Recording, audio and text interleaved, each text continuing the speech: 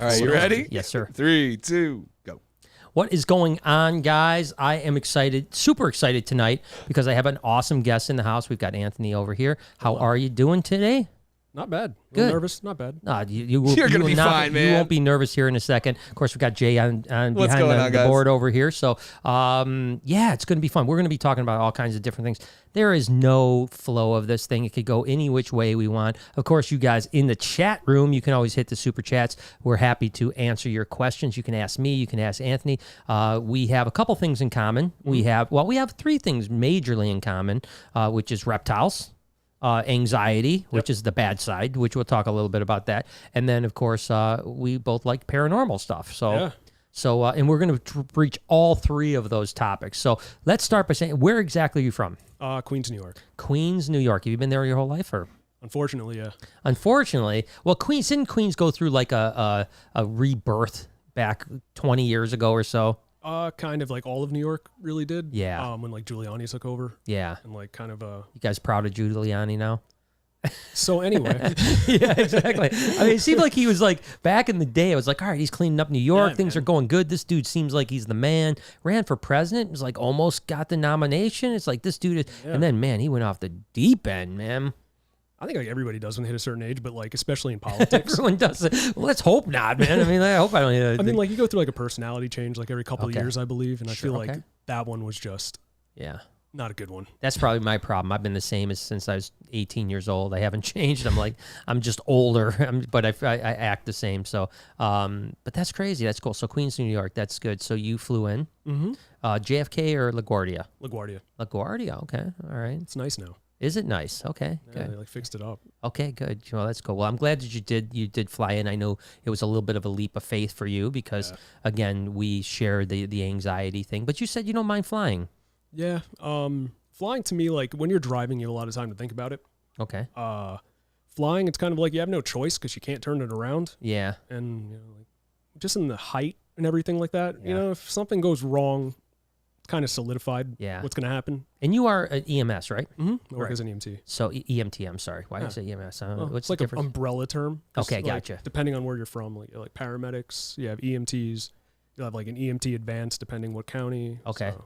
And so what is that like? Do you work for a private company or do you work for the city? Well, right now I'm actually, we'll get to it, but I'm not working right now, which I love.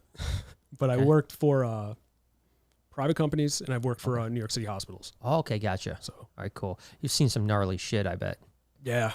I mean, that can't be good for your anxiety, no? No, like that was actually like a large catalyst into my mental health. Yeah. That like this job in general, as much as I love it, it was a massive catalyst. Right. Yeah. Yeah, because I have a few friends that work for fire department as paramedics and other things, and it's like some of the stuff they tell me is like downright scary, man. It's like horrible.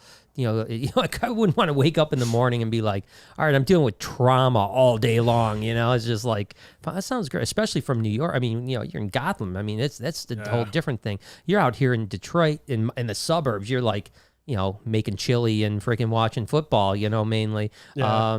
But out there, it's a mess, man. Dude, like, I've had like seen shit that's hilarious, and then I've just seen it where it like broke me. Really? Instantly, yeah. Anybody have light bulbs in their ass? Not a light bulb, but I've seen so many things in asses at this point. What? Yeah. Get out of here! Yeah, really? Man. Okay. It's like a bank with the amount of like shit people deposit in there. Oh my gosh, that's I thought I just was shooting for the I didn't know if that was real. Yeah. So apparently that's a real story. Yeah. Holy cow, that's wild. So that's cool. So reptiles, how long have you been into reptiles? I think since I was about 15, my mom would not let me have them. Mm-hmm. So I shot out to a Petco. I saved up money, ran to Petco. Okay. Bought whatever I can afford, put together a tank, and then like within a couple months, like I had like tanks of green anoles, I had tanks of golden geckos, I had tanks of Moorish geckos, long-tailed grass lizards. Oh, wow. And then like when I hit 16, I got a job at that same Petland. Oh, okay. Nice. And then saved up, bought a bearded dragon. Right. I was like, all right, cool, man. And then wanted more, so I was like, I'll just buy a female. So I went to the White Plains Expo, and before that, I didn't know that like it was a hobby. I just thought I was a weird guy that collected reptiles. And the White Plains Expo is a pretty decent expo. Yeah, so I went there, I picked up a female, and then just started breeding the bearded dragons. Okay. And then till about 20. Then when I moved, I was kind of broke, so I had to sell everything. And then 28, when like working EMS and like my mental health was kind of declining, I needed a hobby. Right, something to take your mind off and it. Just got right back into it.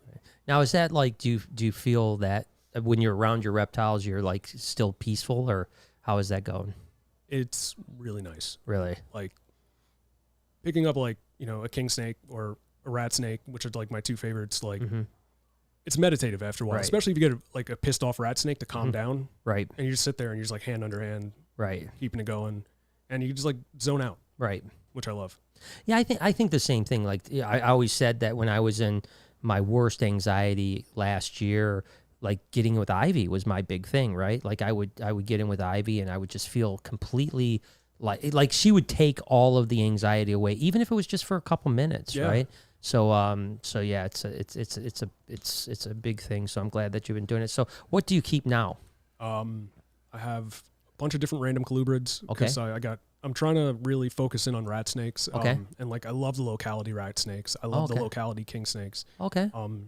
Gonna start going into milk snakes as well, but they're king snakes, whatever. Yeah, you're right. Yeah. It's true. So like that, like leopard geckos, I'm trying to refine like certain lines because I have like a really pastel-y looking Max Snow line. I'm kind of just trying to edge it in.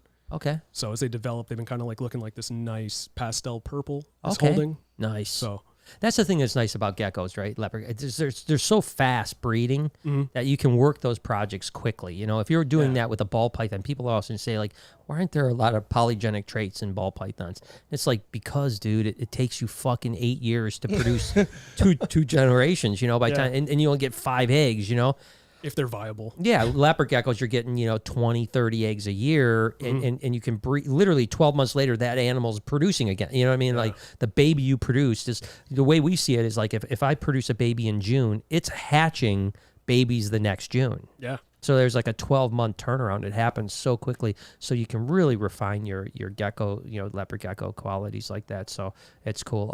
By the way, Jay, I know you were out. Everything's good? Everything's good. All right, cool. You missed the. We're going to revisit this at some point here in the podcast. Let's hit a couple supers, but we're going to revisit the part that you missed. Oh, good. By the way, we have the first VIP guys. Welcome, guys from West Virginia.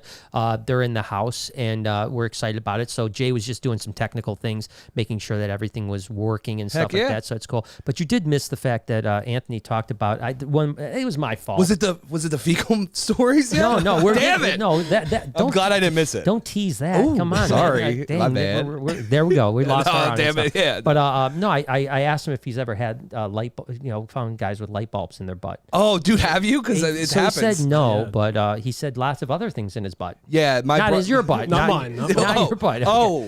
Okay, never mind. Unexplored territory. My brother worked as a scribe in New Jersey for mad long, and he would come home. I'm saying like once a month with a butt X-ray of like an apple or a set of keys or something of someone's bum. Yeah. That is bizarre. So we might. I'm not going to promise you guys in the chat that we're going to do it, but we might revisit this. Oh, I thought you were going to say try it out. Yeah, we're going to try it out. I got a bottle. I got extra 50 watt in the back. I got a globe over here. Oh, that would be pretty impressive. Let me hit a couple supers. Let's hit a couple supers. Potterhead says, just sending some love. Hope your days are great. Thanks, Jerica. They are great. AB Thriller says, what's up, baby? What's up, guys? I can't stay long today. I'm busy making that delicious New York pizza. I will check in again later. So he's New York pizza guy, and so we've got the New York pizza guy, and then of course we have the Alabama pizza guy.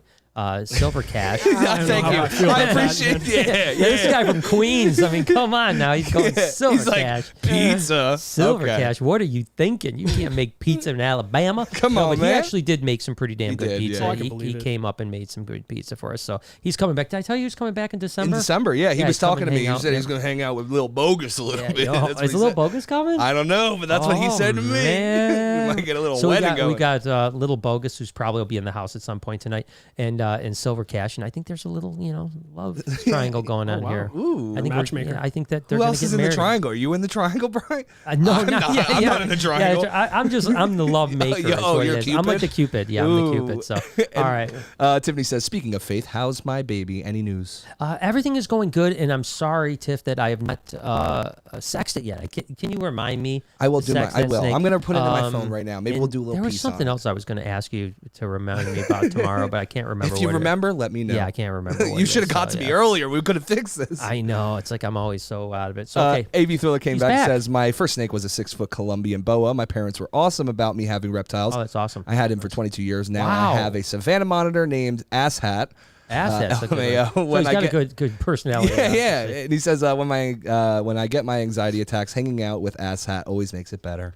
Nice. See, well, I'm glad that we're going to be able to talk about anxiety because so many people, it's something that so many people deal with. Oh, yeah. And it's kind of one of those things that people don't talk enough about. That's right. Mm-hmm. You know, and so how long have you been suffering with that? Oh my God. I can pretty much remember my first panic attack was like my first day of kindergarten. Holy cow. Yeah. Like, wow. It was that weird. Crazy. So you've been, and then, so do you have panic attacks? Is that your thing? Or do you have general anxiety and panic attack? I have like a laundry list. Okay. that I've been like diagnosed with, but panic attacks, like anxiety, manic depression, PTSD. Wow. What's ADHD. your PTSD from? Some stuff when I was a kid, and a lot of stuff from EMS, especially like I can tell you the story. I don't mind talking about it, but kind of helps me like get it off my mind. Anyway, of course. Like the PTSD from EMS is like what made me just. I had to quit. Like I was like, I'm done. Right. I had to step away from it. Now. Yeah, I had to step away from it for a while. I can't imagine the stress and pressure and just not knowing what's around the next corner. And every time you get that call, you don't know if your kid's going to get, hit by a car or something. Hit by a car. I mean, it's we have, I have a friend that works in New York as well. Her name's Sully, and she, by the way, if Sully's on here, hello. She works for the New York Fire Department as a paramedic, and I always call her my hero because that's hero work, man.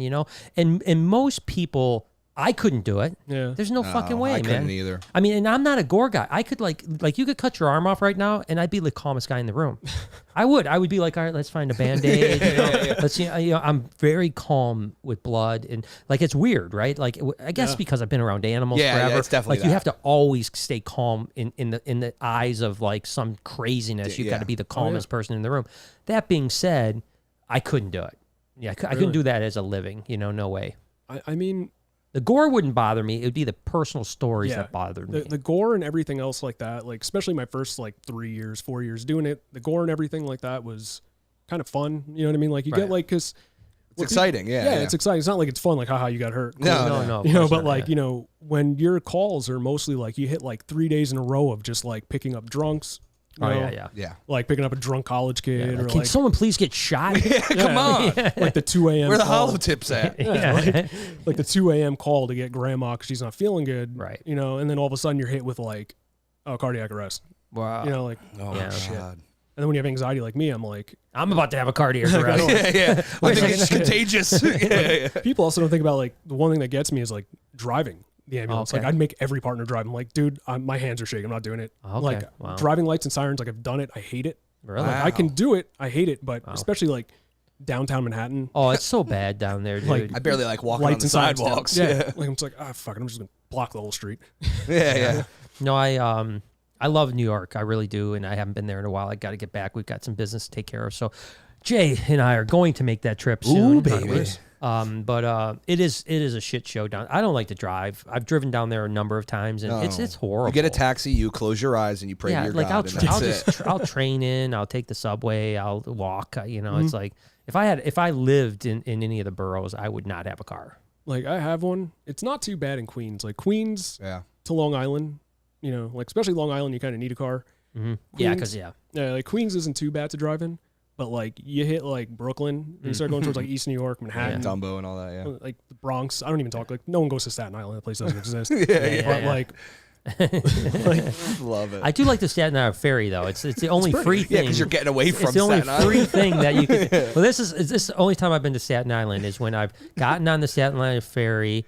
And went there, got back on the ferry to go back to Manhattan. Like that's the time. Because it's cool because you drive right, or you go right by the Statue of Liberty. You know what I mean? So it's like you get a free trip to the Statue of Liberty, basically. Yeah. And it doesn't cost you anything, and you just literally go get off, you jump back on, you go. That's so that's my Staten Island story. It was a good stay. And I've done it probably 20 times. So it's like I love Staten Island. At least the one square foot I hang out in. Just the one boat place. I like the ferry. It's the nice. idea of Staten Island is nice. Yeah, the idea of it. But I don't know. I hear they've got a good zoo there. Do they? Yeah, that's what I've heard, but I don't know. I've only been to the Bronx Zoo in New York. That's the only one I've been to. Bronx Zoo's cool. It's hard to find your way around if you don't go often. Like, Yeah. I'll go once in a blue moon, so I don't know the layout. Yeah. So I just get lost. Well, it's and like leave. so old, right? You know, it feels like a very old zoo. Yeah. It's a cool zoo. I love the Bronx Zoo, but it definitely has a lot of history. Yeah. You know, do you remember the Bronx Zoo cobra? Mm-hmm.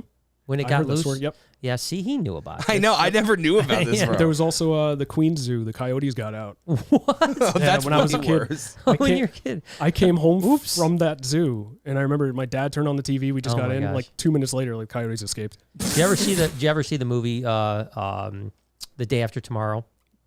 It was with Jake Gyllenhaal. There's like, you know, it's like a apocalypse movie, right? apocalypse movie, Okay. you know, whatever. Anyways, same thing happened. The coyotes got out of the zoo, and the one chick, this leading lady, almost died because she got bit by a coyote, or no, something. I don't know. I probably made that part up, but there was coyotes in there, and they got out of the zoo. So damn, New Yorkers need to learn how to keep their coyotes in. Coyotes and cobras in there. Actually, they might have been wolves. Now I think about it, Probably wolves, but it's all the same. Yeah, it's a dog. It's got 4 legs. Yeah, exactly. But so right now you're just taking a break from that. Are you planning on doing anything different? Yeah, I'm just like it pretty much. I've recalibrated my life for the first time ever around my mental health. Okay. So good. Genuinely, for like the first time in years, like I'm genuinely happy, despite the anxiety. That's I'm awesome. genuinely happy. Like Good. Like my wife was a massive supporter. Like she was pushing me to quit because she's seen what it was doing to me. And then like, you know, I was always on the fence about it because it's one of those jobs where like me saying I have anxiety, I know so many coworkers that had anxiety, had depression, but you don't talk about it because as soon as you open your mouth, everyone's like, you're not cut out for it, quit. Oh, wow. Yep. Yeah. Wow. Yeah. That adds more pressure, right? You know, like, oh, shit. No. So it's just pure silent suffering when I was working. Yeah. It's like, all right, I'm great. Yeah, I've always found that talking about it helps. You know what I mean? Like, you know, I think it's important to get it out. And I've been very open with my whole journey here. Although I haven't talked much about it. Weirdly enough, we're in kind of completely separate from what we're doing here.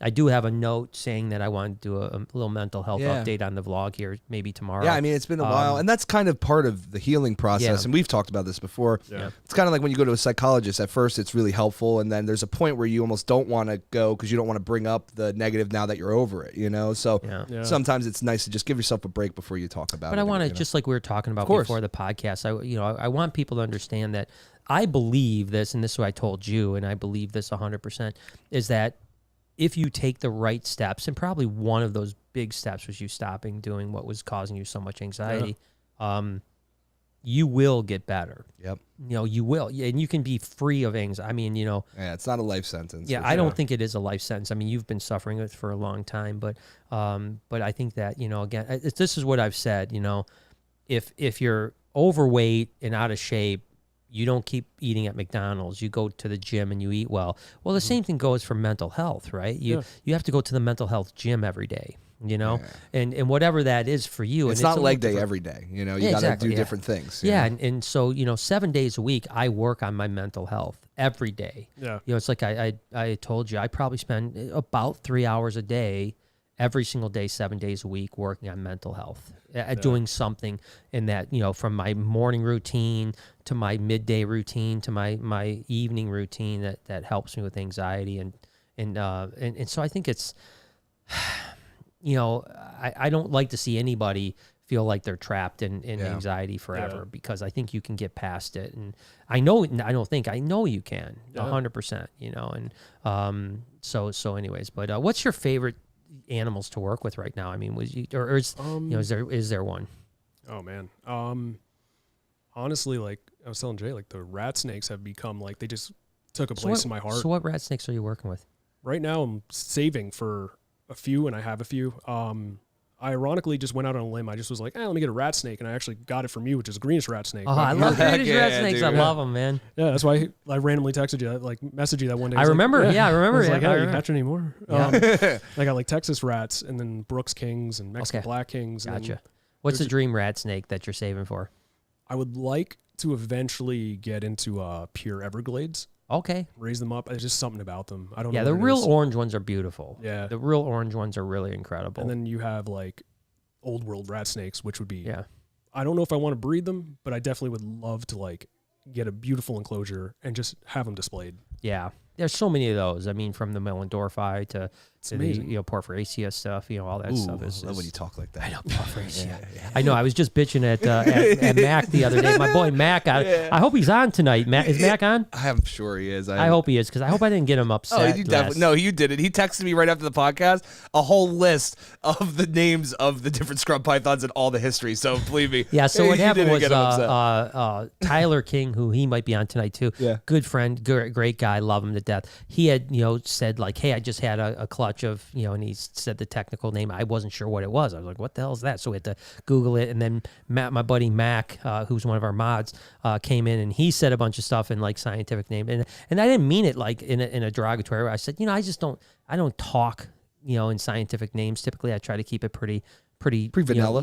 Pretty vanilla. And I didn't want them to take it as like I was attacking them, because I wasn't. I was like, it's great to know those things, and with maybe with scrubbies, it's even important to know the different subspecies or species, because that is the locality of those animals. So it's good. But anyways, if you guys are on, I love you both. We love you. Don't even worry about it. I'm telling you, he wasn't upset. He texted me right after all the info. I'm good. What do we got? Edward says, I'm only scared of one type of gore. Al Gore. Oh my God, that's a good joke though. That is a good joke. He's always coming in with the heater jokes. I like it. He does always have good jokes. And it's that new Taiwanese. Al Gore is a trip, man. Remember when he was almost our president? Awesome. It was crazy. It was a couple votes away from. I mean, out of the 50 million people vote or something like that, somewhere in that range. It came down to like a couple hundred in Florida. A couple hundred. Floridians. I remember that whole thing. I was like riveted to the news. I wish I was older when it happened, because I know it was so crazy. It was wild. I remember it. Yeah, and I wasn't even that old for it. I was just watching the shit show. Yeah, I was older, so I really was into it, and I remember it was interesting because they both were like, well, I'm president. No, I'm president. It's almost like what's going on right now. It's almost it's like, well, Trump's coming back. And I think it's on the 32 days. Yeah, 32 days from now he takes over. Can't wait. But I remember that they were both like, all right, we're just gonna have to brief both these guys and act like they're both president for the next month. It's That's just so total crazy. shit show. But and then they finally the hanging Chad. Remember that? No. It's called the hanging Chad. So is that what happened was because what happened was, in Florida, which was the state that was in question, which is crazy. They had the punch machines where they you would do whatever and they'd punch out, and those were called Chads. That's when you right. punch, those are called Chads. And what the deal was is like, do you count a hanging Chad or do you not count a hanging Chad? You count a hanging Chad Because that's what I would say. You count the hanging Chad, and so they had to go to court, and the Supreme Court had to ultimately say, do you? What a great name for it. Yeah. Do you believe? Do you count the hanging Chad? And it turned out to be.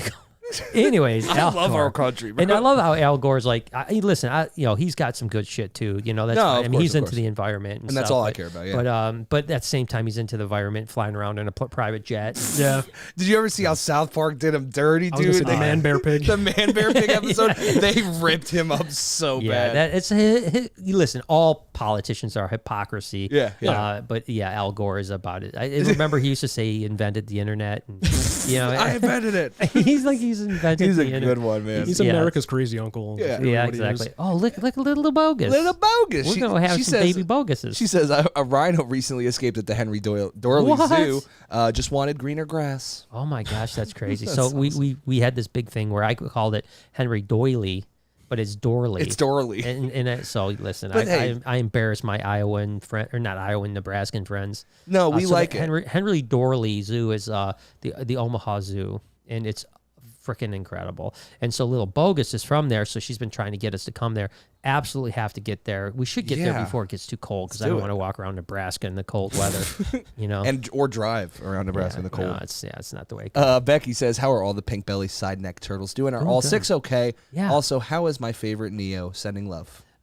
It's great. All 6 of the side necks are doing cute, good. They're all doing great. They grow really slow. We've had them. These are little, side neck turtles. Yeah. We've had them for 3 months now, something like that, and they haven't hardly grown. A couple of them have grown a little bit, but most of them are pretty much the same size. Yeah. And then Neo, I just had Neo out today, doing great. That's our golden child motley pied reticulated python. It's a banger. The ruby eyes, right? Yeah, with the ruby eyes. Yeah, I'll show you. You'll love it. You'll dig it. Let Roses Burn says, went to Repticon and took my beardy for the first time in a long time. because I was scared I'd run into a Karen who would get into my face because he has an ESA TAF. It happened before on IG, so I was worried, but it was okay. Well, I'm glad. It worked out. Screw people judging you for that. Yeah. You know what I mean? Screw that. She came back, huh? And she says, she came back to say, by the way, got both the Cresties cages bioactive now. Nice. Congratulations. We're working on it. Wasn't Bruce supposed to be bringing in isopods?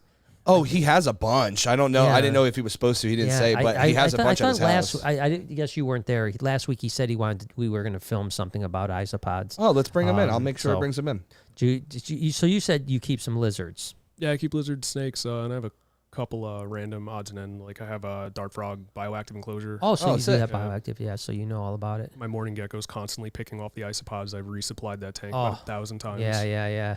Morning geckos are crazy, aren't they? They're little reproductive machines, man. You can't stop them. It's like, literally can't stop them. Yeah, they just keep going. Yeah, just how many more can you have? I think that I saw a video, an Instagram video. I forgot to even ask about it, but like Mike, upstairs Mike, Misty Mike, had like a baby morning gecko like outside. I think I did see this video. And I was like, what? I meant to ask him, like, what were you doing? Those things are fast. Yeah. I mean, and it's like on his finger. I'm like, that thing's going to jump away and going to be running all over the parking lot. You know what I mean? So there might be a Utica morning gecko morning gecko out there somewhere, but I did want to find out what was going on with that. Elaine says, I was in the Air Force back then. Is it Al G?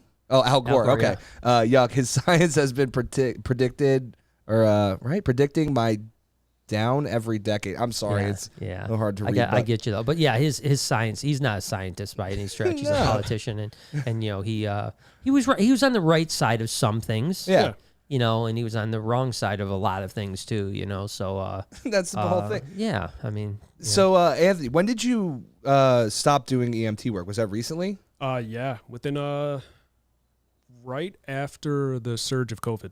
Oh, because that's what I was going to ask you. Being in the city with COVID, that must have been nuts. Well, the city itself. I mean, how did that play out? Because I've told people, I told you this earlier, that really my anxiety, I think, was kicked off by COVID. Mm-hmm. Like just the oppressiveness of like. I don't know how it was in New York. I wasn't out there, but like here, you would drive to work. There'd be nobody on the road. Yeah, that's how it was. And there was like every parking lot was empty. I think New York, nobody's out. That's scary, man. During COVID, I was working as an ER technician at that point because I was like, all right, let me get off the road for a bit and work in the ER. Yeah. Just change of pace, see if it would help me out. So I was working in the ER, and I remember at one point where my hospital was, I stepped outside. It was like 2:00 in the morning. And I remember just stepping outside, standing in the street, not seeing one car. Jeez. And just circled and looked around. And like the lights were still on. Yeah. But no one was home. Feels like a dream, right? It was the weirdest thing, but I loved it because I can't stand New York. See, I was the opposite. Like I need people. I need like normalcy. I need it. I can't go without it, And I think the only thing that was nice, I've said this, the only thing that was nice about this is that here cops wouldn't pull you over. So like for 4 or 5 months, you could just do anything. You could blow red lights. It was like a 45 zone. You're doing 90 all day long, and in the 4 other cars that were on the road, they were doing 90 too. Because cops literally came out and said, "We're not stopping anybody. We're not going to take because at that point, as long as it's not a violent crime, good." Well, even then, remember that cops said that they weren't going to arrest anybody for violent crimes. It's just crazy. They said that they were going to book them and then let them go. Book them and shook that's how them. New York is in general. Is it still that way? De Blasio put in a fact that was like, it's hilarious because I just love this when this type of thing happens. So it was basically jails are overcrowded, and so he's like, you know what? We'll just give him a ticket, let him go, but we'll give you Met tickets if you come back. Stop.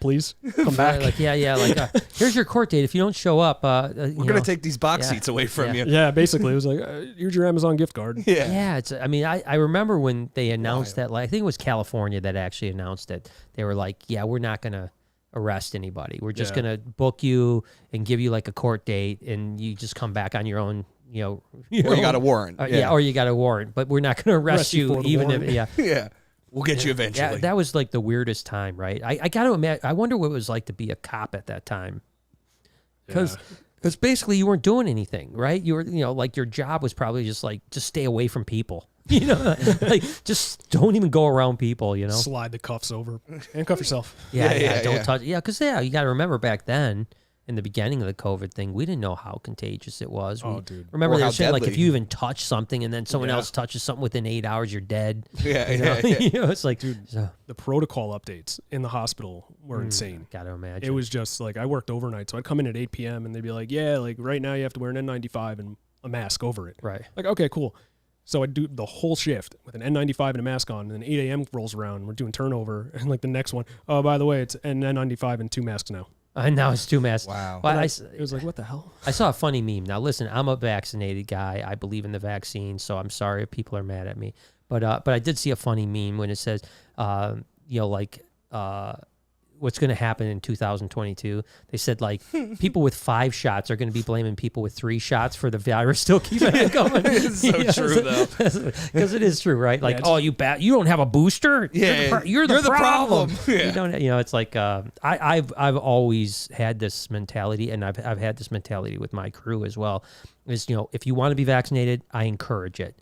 You don't, I'm not going to force you to be vaccinated. I think you make your decision, and then you have to live with that decision. That's right. Yeah. Almost everyone in our crew is vaccinated, but we have a couple outliers, and they've told me, even the people that haven't been vaccinated here have told me, like, if you mandated it, we would do it. Yeah. And I'm like, but I'm not going to do that. Yeah. I'm not going to mandate it. But if you could get it, that would be good.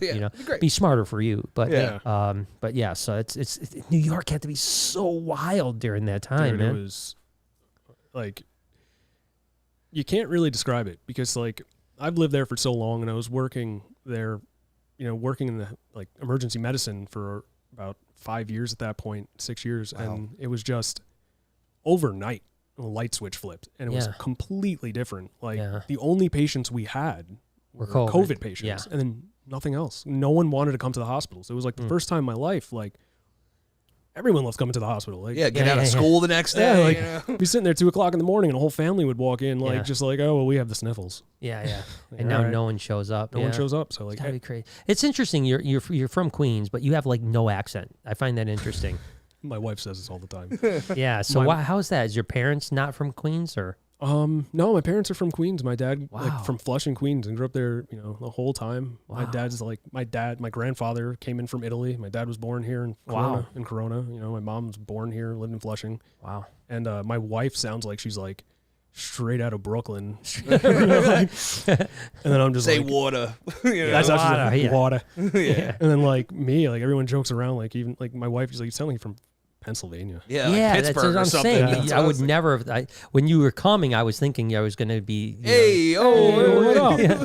I'm walking here. Yeah, don't get me wrong. I love New Yorkers, man. Listen. It's funny. I'm going to be honest with you here. I hated New Yorkers at one point in my life. I don't blame you. I hate New Yorkers. But to be totally honest with you, what it was is that I used to sell snakes different. It was different back then before FedEx and the internet and everything. So you would always like call and talk to people, and people would be ordering from New York, and then you'd have to like ship it to LaGuardia or JFK, and every time I'd send somebody from New York, I'd send them these badass snakes. Like I'd be like, oh, they're gonna love this shipment. And then they'd be like, "That's the fucking worst snake I ever had. This snake is this one isn't it? This one, the Mexican Black King isn't as good." And I'd be like, "Oh," and then I'd be like, "Send them back, man. You obviously." And they're like, "What are you talking about? This is the nicest shipment I ever had." I'm like, "What? What is your problem, man?" Brian, I told you when I got here, I was like, "We just talk shit, bro. It's just argue. It's just fun to talk shit." But then I'll be honest with you, when I started going to the White Plains show, which I went to, what were they, 4 or 5 a year or whatever, and I did that for 7 years. So over a 7-year period, I probably went to New York 30, 35 times. And I would always go to the day before and go in the city and just do the city stuff, And I started loving the city, and I started loving the people after that too, because they're a different people. It's a different breed. Yeah. It's a different breed, but that's because when you pack 6 million people into a small area, you're going to have to be like China. Yeah. If you ever go to China, it's like they're aggressive. But it's even weirder, right? Because it's 6 million people all from different countries. Yeah. All different cultures, from Ellis Island right to Brooklyn. Yeah. You know what I mean? Little Italy and Chinatown. But I do love New York now, and I miss it tremendously, and I got to get back. Getting there. back, baby. Yeah, we got to normal. That's awesome. Slowly but surely, like yeah, it's not the same, but it's the same. Right. Yeah. Like I'm still not going to go to Times Square. Yeah, no matter what. Yeah. Open or closed, it was sucked either way. Yeah. You got to always do it at least once, though. You got to do the Times Square during Christmas is the banger. During Christmas, I will say that's like magical. Really cool to see. Yeah. Like I any went other there day a of the couple week. times. Yeah. Any other day of the week, no, but Christmas, like, all right. It's a different vibe. Like, Rockefeller and everything like that. It's all the stores are all decorated. Yeah. So yeah, we've done that. But the first time I ever went to New York, it was with Lori, and it was like a January, like brutally cold, and we flew in, and it was like we walked around the city all day. We didn't know anybody at the time in the city, so we were just like walking around. We stayed just off Times Square, shitty hotel. It's $300 a night. It was like the worst hotel I've ever stayed in. Sounds right. But we didn't know anybody. I had a meeting the next day, which ironically enough, that meeting is what launched my YouTube career. Really? That meeting was what really kind of launched it.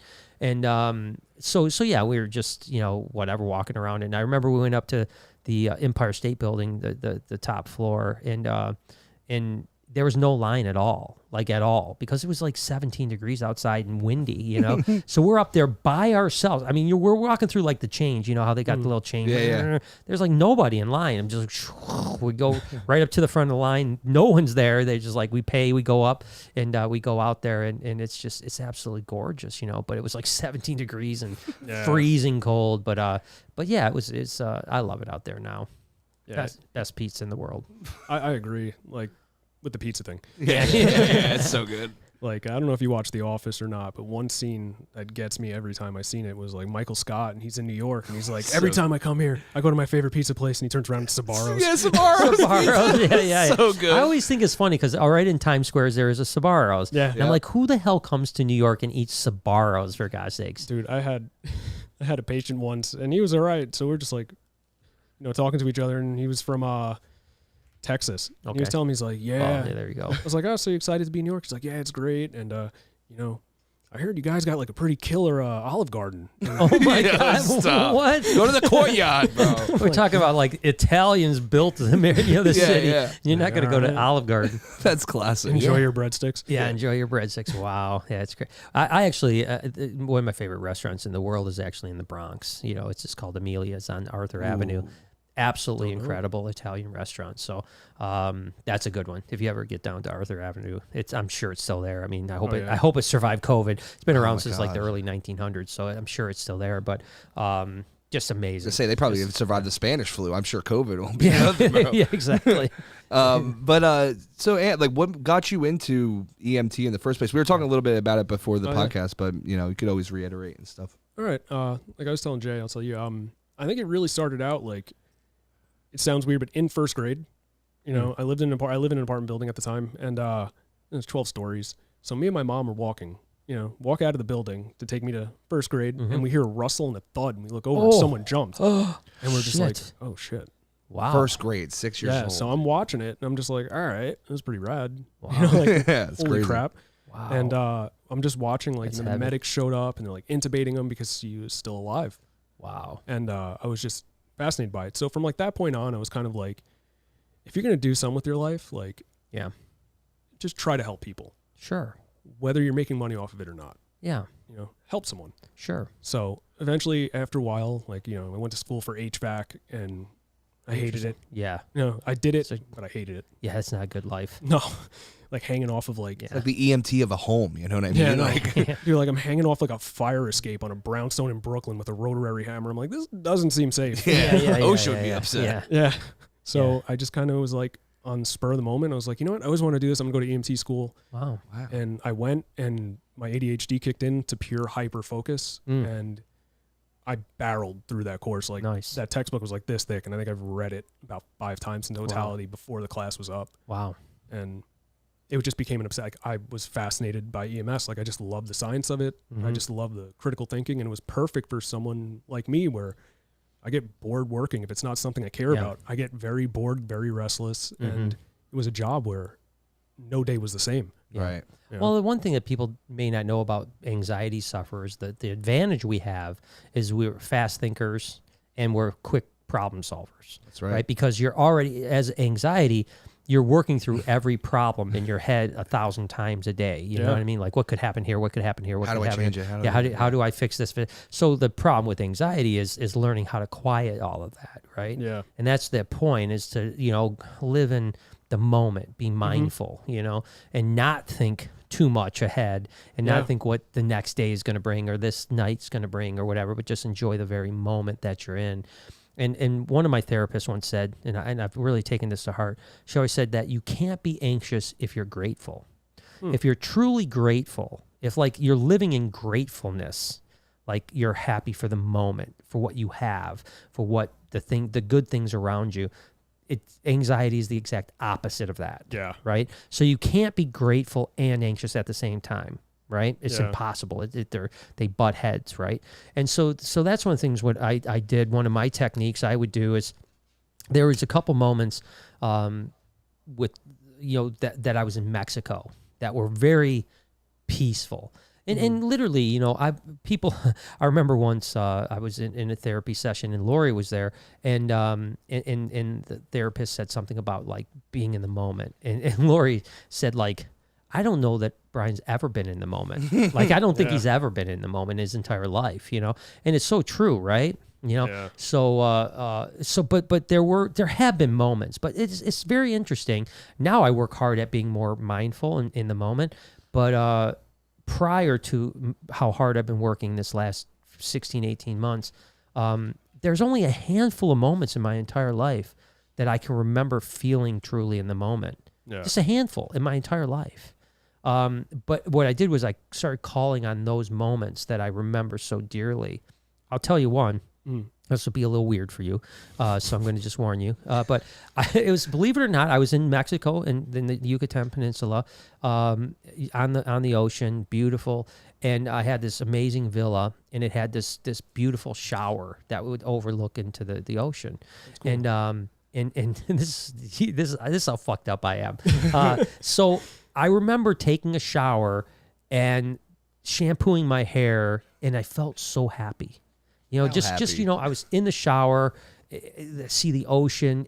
I was like, that moment. This is it. Yeah. And so you know what? This is only like a year and a half ago that this happened. So now I think back on that moment often, but how I start every day is by taking a shower, right? Mm-hmm. I literally hunted down the shampoo that was awesome. At that hotel. So I now smell that shampoo every morning. The scent is so linked to memory, awesome. Yeah. And so I have, remember when we did it? Yep. It's like $200 for a bottle of shampoo, It's worth it though. But it's like called like, I don't know, peppermint fucking something. You know exactly what it's called. Let me tell you one thing, Brian. You know exactly what the fuck it's called. Yeah, but regardless, so I bought just a couple bottles, and I would go through them, over the last year and a half. I'd go through. So now I bought gallons. Yeah, jugs. He's got a vat, like a big old 10-gallon vat in the garage. But literally every morning when I'm taking a shower, I smell the shampoo, and it takes me back to that very moment of mindfulness. So yeah. No, I don't find that weird at all, because like I worked overnight for 2 years straight, and I started working in the ER overnight when my son was 1, right before his first birthday. So like I missed so much of him growing up, because I'd leave before he went to bed. Mm-hmm. I'd come back. He'd be at my mother's because she would watch him, and my wife would be at work. No one would be home, and I would fall asleep. Then I would wake up, leave for work. Wow. And I would never see him. So that sucked. Yeah, like nowadays, like I refuse not to tuck in my kid. Right. I do not miss that. Yeah. Like I will come home. Like if I'm doing something, I will come home, make sure I tuck him in. That's nice. Yeah. Like I refuse to not do it. Yeah. Yeah. And those are the things that ground us, those moments of levity and gratefulness. I mean, you're grateful for the opportunity to tuck your child in. Yeah. And that's what you hold on to. You know what I mean? That's what you hold on to. We talked about depersonalization. For people that don't know what depersonalization is, it's when you basically don't feel like you're living in the moment. You feel like you're someone else. You're watching your body. Kind of like astral projecting. Yeah, exactly. Third person viewing. All the time, yeah. And so that was a major problem for me. Major problem for me. I had that almost all the time, almost 24/7. And Jay remembers it well. Of course, man, of course. And so, again, meditation had a lot to do with that. I mean, do you meditate at all? I do it as I'm falling asleep at night. Okay. I kind of like lay there, and I try to just lay there, don't move. Mm-hmm. and let my mind just kind of wander. Yeah.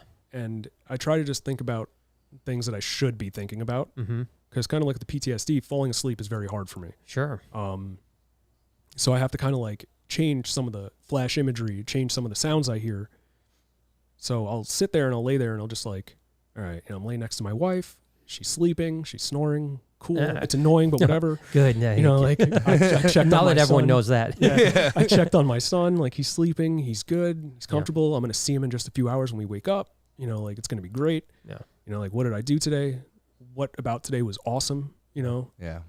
So I think those things are good. I think that setting intention is important, right? Yeah. You can set intention at night, but also another little trick is that, do you know the first 3 minutes you're awake is the most important 3 minutes of the day as far as setting your mindset. So as soon as you wake up, before you do anything else, take that 3 minutes of time to not think of anything, but clear your mind of everything. Right. So basically what you want to do is when you wake up, you clear your mind as best you can, deep breathing, focus on your breath.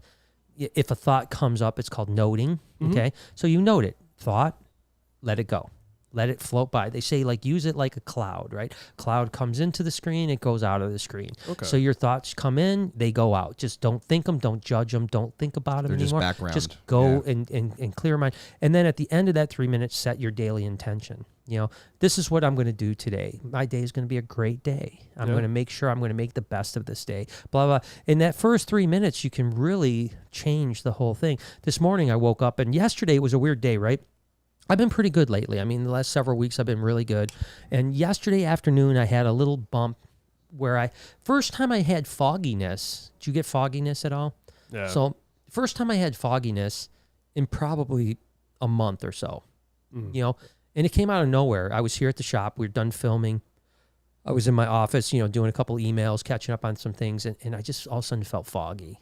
And I was like, what the fuck is this? And so I immediately stopped everything, meditated, calmed down, got some things going. And within about 15 minutes or so, it kind of alleviated and went away. There's an acronym called RAIN, RAIN, and it's recognize, assess, investigate, and then what's the N?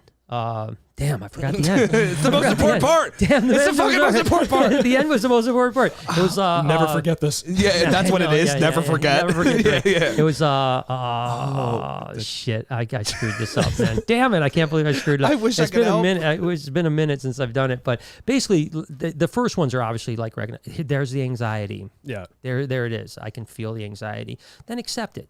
Hey, it's anxiety. It's just anxiety. It's okay. Then you do light investigation. Why am I? Okay, what's going on with this? How's it making me feel? It's okay. I know it's going to pass. And then the end was basically, I can't remember what it was, but it was let it go. It's nullify, null, or something on that line. Well, we'll just call it nullify. Yeah, that's we fine. did it. We did it. That's fine. Yeah, there you go. My perfect. psychiatrist would be so proud of me. You've been here for a year. I taught you nothing. But my point is that that's acknowledging and letting go is really important, right? Yeah. So what it is that a thought should never turn into a feeling. So the thought of anxiety you should not allow it to turn into a feeling, because once it's a feeling, it's real. Yeah. When it's a thought, it's not real yet. And we all know that anxiety is not real.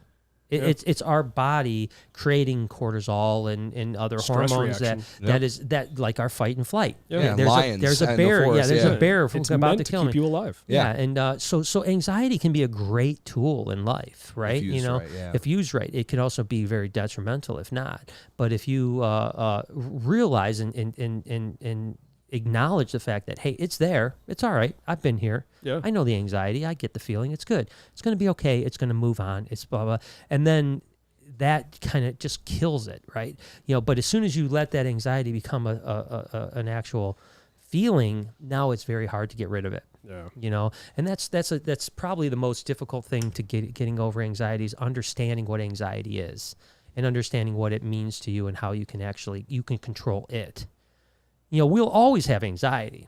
right? Forever. You know, everyone has anxiety, just different levels. People like us will always have a little heightened anxiety because that's who we are. But that doesn't mean that anxiety needs to run out of life. Yeah. You know, and that's why I was so proud of you for getting on a plane and flying here and getting on this podcast. And I know it's outside your comfort zone for sure. It's way outside your comfort zone.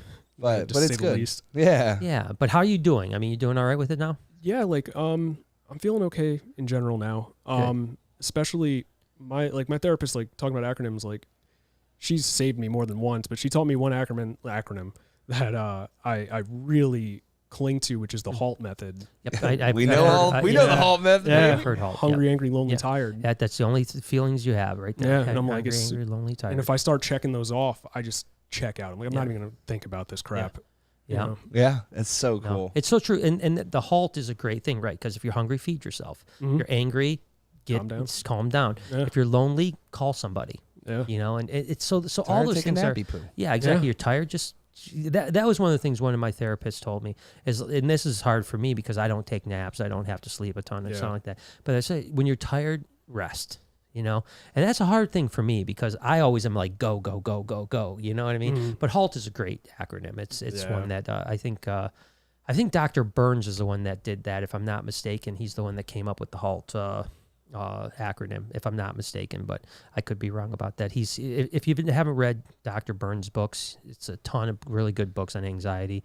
He's really good. I also watched, and I did some anxiety therapy with the anxiety guy on YouTube. Have you ever seen him? No, I haven't. If you look it up, Brian loved that guy. I really did love that guy. I will say it ended a little bit fucked, but wait, really? Yeah, I never heard the ending story, dude. So I did like 12. First, it was like $200 a session. It was over Zoom. He was in Vancouver. Then he moved to Bali, and he was really good. I loved his stuff. I did like 12 sessions with him. It was like, whatever, $2,400. And so he goes, I normally only work with people for 12 sessions. And at the end of the 12 sessions, you're either going to be better or you're not going to get better. And I'm going to move on. So we got to the end of the 12 sessions and I was much better, but I wasn't quite there. And I said, listen, dude, I think I need 12 more sessions because I've made huge progress, but I'm not quite there yet, Yeah. And so he's like, all right, but I'm going to have to charge you $350 a session. And I was like, fuck, that sucks that you would almost double your price. Wow. But I was so interested in my mental, not interested, I was demanding of my mental health at the time. I was like, fuck it, it's just money. Yeah. So I pay him the money and I go, but I can't start for 3 weeks because I'm traveling. And so this is when we went on our trip. Florida or the other one? the cross-country. Cross-country trip to Yellowstone and stuff, which, by the way, I saw, was it Max Strong that was in Yellowstone? Yes, Max Strong. Well, he was in the Tetons, all that. Him and his family are traveling. I was so mad at him. Me too. But anyways, so I tell him I can't start, and so then we do like 3 sessions, and I'm like, hey, I'm going to be traveling again. I'm going to be out of town the next 2 weekends, so let's just go on. 3 weeks from now, we'll do the next session. He's like, okay, no problem, blah blah. And then he missed a session, like he canceled on me, and then get this, from the time I paid to 12 weeks later, which was I only see him 6 times. He's like, all right, our 12 weeks is up. Oh no! And I'm like, whoa, wait a second, dude. I said, I've only seen you 6 times. I said, now, I haven't blown you off. I said, one time you blew me off. Yeah. You canceled on me, and the other times I told you I wasn't going to be there. That we had to push the sessions. I said, I've been doing with psychologists for 10 years. I said, psychologists. I said, when you miss a session, they don't charge you for it if you give them enough time. They say, hey, I'm not going to be here next week, or we're not going to start for 3 weeks. We don't just start. The clock doesn't start now. Yeah. And so, damn, that's wild, bro. So it kind of ended like where I was like, fuck you, I mean, that was kind of a mess. douche move right there. You know what I mean? And just this is horrible that I'm going to air this on the podcast, but it was just, I'm always honest about everything. Yeah. So he had his Facebook account hacked and taken down. Oh dear. And of course, I have great Facebook contacts. Yeah. So I was going to help him get his Facebook account back. But then when at the end of that session, he's like, "All right, we're done." I'm like, "What?" Well, buy your and Facebook. I go, "Well, I'm not going to call my Facebook guy." You're good then. You're going to screw me out of 3. You're going to screw me out of 6 sessions at twice the price that you charged me in the first 3 sessions. Doggy. And now you expect me to help you. I was like, it just the thing I hate. This is the thing. The 2 therapists that I see now. Mm-hmm. They really do care. You know what I mean? Yeah. You can tell. They'll like give me they've got their cell phone. They're like, text me if you're having a problem. Stuff like that. Now. Yeah, and I hate when you have a therapist that obviously only is there for the money. They may still want you to get, like the anxiety guy probably wanted me to get better. But he also was like number one driver is money. Yeah, you're just paying me, and when we're done, we're done. And so anyway, especially that you guys are like colleagues, kind of. You guys are both like YouTubers, and you'd think like, hey, help me out, I'll help you out. In the meantime, I still think he has great stuff. Yeah, and no, seriously, it did help Brian a lot. Yeah, it still was a huge thing, and I'm not mad at him. I'm not, he was a key part in doing this. So when did you start messing with the paranormal side? This is what's interesting too. So I had like a really scary thing happen at my mom's house when I was living there in that same apartment building. And so the way the apartment was set up is if you open my door to my room, it was my mom's room, a spare room, bathroom, my mom and dad's room, and then straight ahead was the kitchen. Okay. And there was no windows this way. That whole hallway, there was no windows. Okay. And it was straight ahead was the kitchen. It was already dark out. It was like 2:00 in the morning. I had to go pee. So I get up, open up the door. I'm like 14, and my cat's standing next to me. And in the hallway, there was like just a shadow of a person that was darker than the shadows. In the darkness, yeah. And it was just kind of like coming forward. Ooh. So I was like, all right. So I just slammed the door, and even my cat was like walking in circles, hissing. And I was like, okay, if you can stop doing that. Yeah. So this cat's just like hissing and getting mad at the door, and then the door thumps.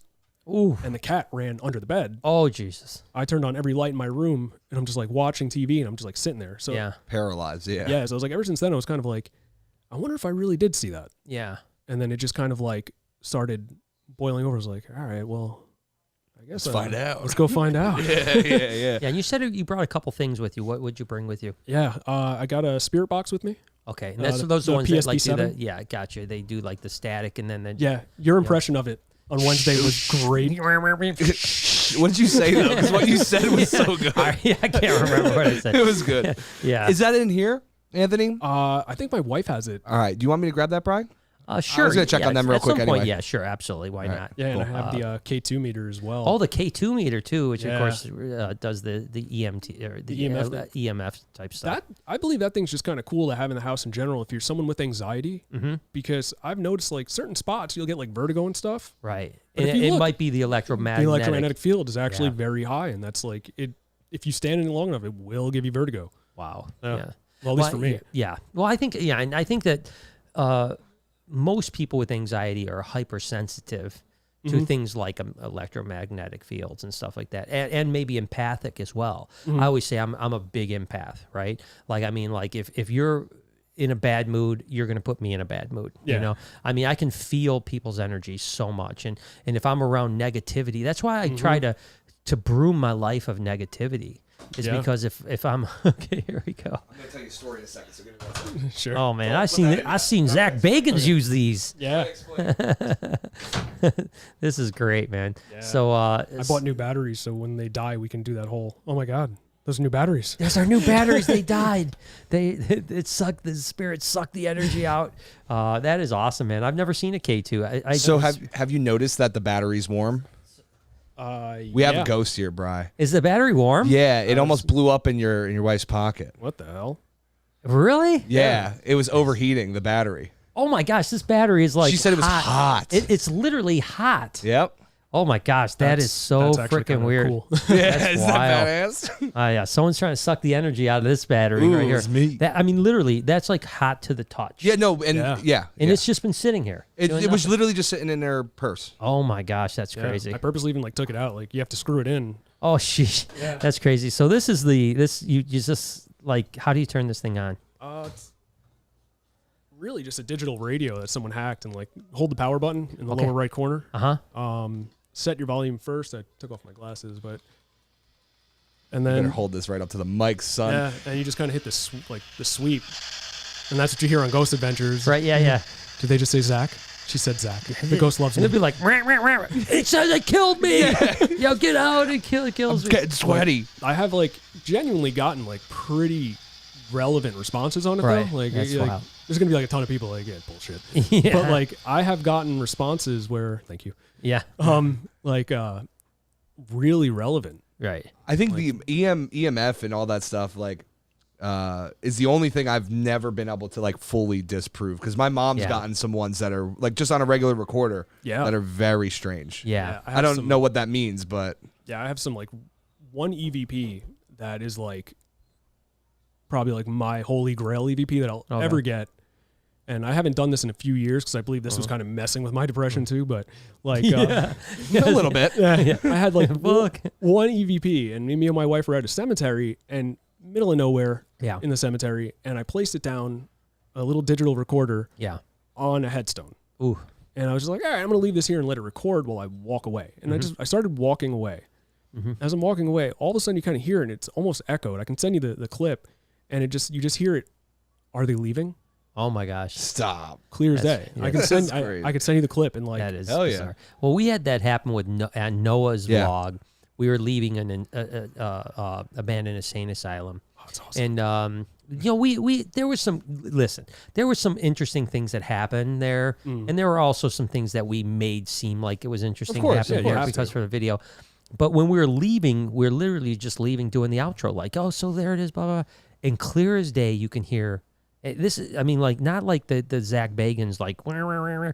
I mean, it just said bye bye, just like that. Just said cool bye bye, and I mean, like as clear as day.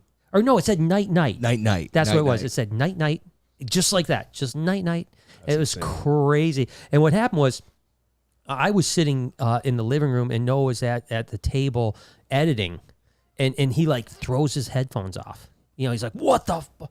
And then he puts his headphones back on. He goes back, throws his headphones off again. He's like, oh, my God, you can't believe this. And I go over there, put the headphones on, and you hear it. I'm just like, oh, my gosh, that is creepy as hell.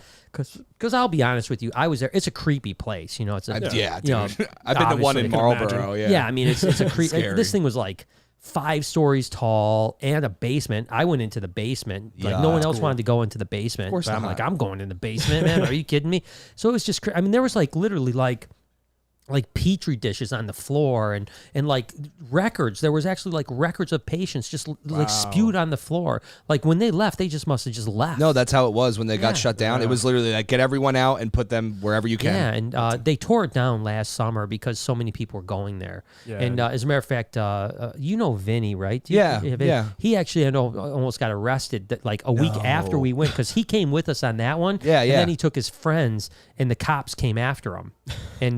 So they ended up tearing it down last year, which was a bummer. But it was definitely a really cool place. But I didn't get the feeling like it was haunted until I heard the night night. And then I was like, oh man, I don't think I'm gonna go back there again by myself. Night night is right. What a man. Yeah. What do we got? Let Rose Bird says, overheard a guy casually ask a booth owner if they've been vaccinated. He had. They said we don't need to. We've already both had COVID. Pretty bad one. One was in the hospital, no mask. By the way, one avoided that booth. Yeah, I think I think we've talked about it. Vaccination is the way to go. But you can still catch it. Oh yeah, you can still catch it, and but you're probably not going to get as sick. That I think that's the immune bottom system's line. trained. Yeah, the thing is that you're either going to take your risk. Yeah, you're going to take a risk, or you're going to have a. I think they said, what is it, like 17 times more chance of going to the hospital if you haven't been. So do you want a 1,700% higher chance of going to the hospital because you didn't want to get a shot? You know what I mean? Yeah. That's, and everyone's got to make that choice. I mean, I just choose to play it safe. Yeah, people choose to do heroin. There's a chance that you'll die from it. Exactly. Yeah, exactly. People do it. Yeah, exactly. And they have the freedom to do it, right? And they have it, and I believe everyone should have the freedom. I don't think there should be any, I think companies could mandate. I don't have a problem with that. No, me neither. Because you got to remember, if a company gets an outbreak, they have to shut down. Yeah. And the place across the street, the Salvation Army across the street, last week shut down for 10 days because they had a COVID outbreak, literally 200 feet from the front of our door here. So that affects your bottom line. So as a business owner, you have to decide, hey, do I want to mandate a vaccine? I have no problem with that. But I think I personally am not mandating it to my crew. Yeah. But I understand if businesses want to. But I don't think there should be a government mandate. Oh. I don't think that's something that should happen. Yeah, that I don't believe in. Like, I do believe in vaccines. I'm vaccinated. I have no problem with vaccines whatsoever. Yeah. There's science behind it that you can look up, So, but if you don't want to get it for whatever reason you want, I don't care. Just don't get it, and then stop telling me about it. It's really interesting. It's how the new vegan. Yeah, it's so weird how politicized it is, right? That it's like if you do get probably the most hated freaking comments I've gotten in the last 3 years was when I talked about being vaccinated on the vlog. That's true. I mean, I got the most vitriolic comments. Yeah. You know, listen, I'm not telling you to get vaccinated. I'm telling what I want to do, right, Yeah. with my body.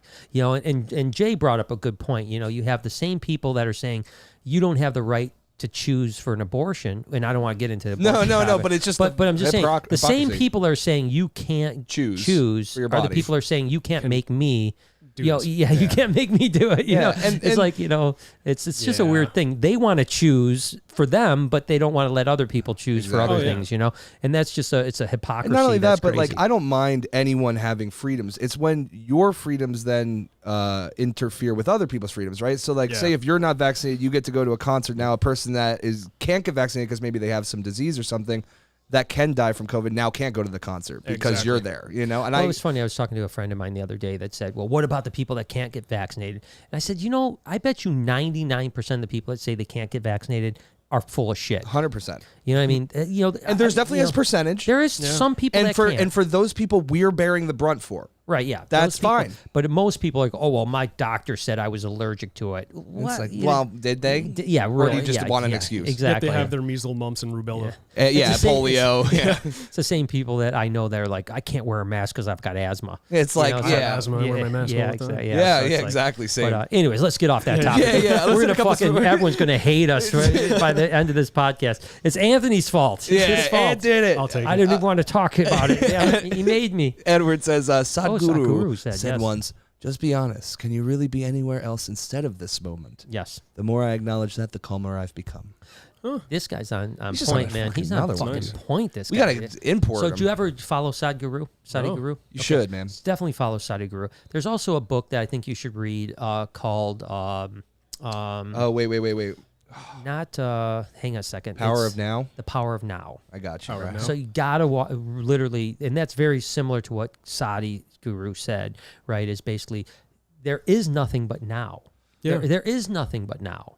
Like, there is, 5 minutes from now will be now. Yeah. Yeah. And everything else is just a memory. 3 months from, even the memory part, 3 months ago was now. Yeah. It was always now. There is nothing but now. And when you understand that and can really grasp the fact that if you're worried about an exam on Monday is going to be now. It's not Monday. It's now. And that's when you really grasp that understanding that every moment of your life happened now. Yeah. That's when you can change things. And this was a guy that he lost his wife. Much like Wim Hof, right? Which I don't know if you follow Wim Hof either. That's another guy you should follow.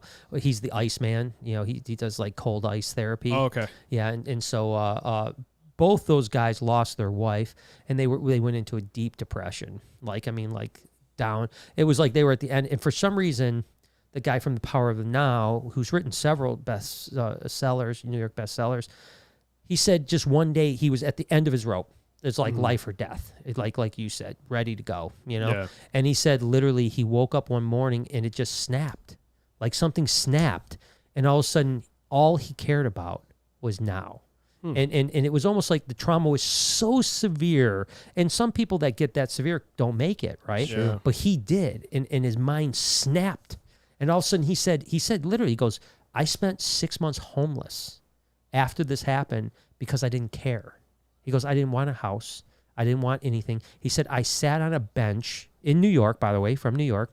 And he said, I sat on a bench and just watched the birds all day long. And he said the colors were brighter. The noises were he said everything just was so much more life. He said everything had a glow to it. And then the other thing you'll see, Sadhguru, most of these guys will talk about is that interconnection of energy, right? Yeah. That we're connected to everything, you know? And when you understand that we, are connected to the plants and the animals and the energies of the world, all of a sudden everything starts to feel more like you're not alone. Yeah, that's right. Everything feels more in tune with everything. And I do that when I'm in my sauna because I do sauna therapy every day. That's what I love at the gym. I sit in the sauna for like a half hour. It's so good, man. I mean, literally, I bought a sauna, and you know, like a lot of people buy hot tubs. They use them for like a month and then they never use them again. Not this guy. And I didn't know with the sauna if that was going to be the case. I went to, as a matter of fact, I had a membership at a gym just for their sauna. That's pretty much what I'm doing. Yeah, like I went I went to another gym trainer.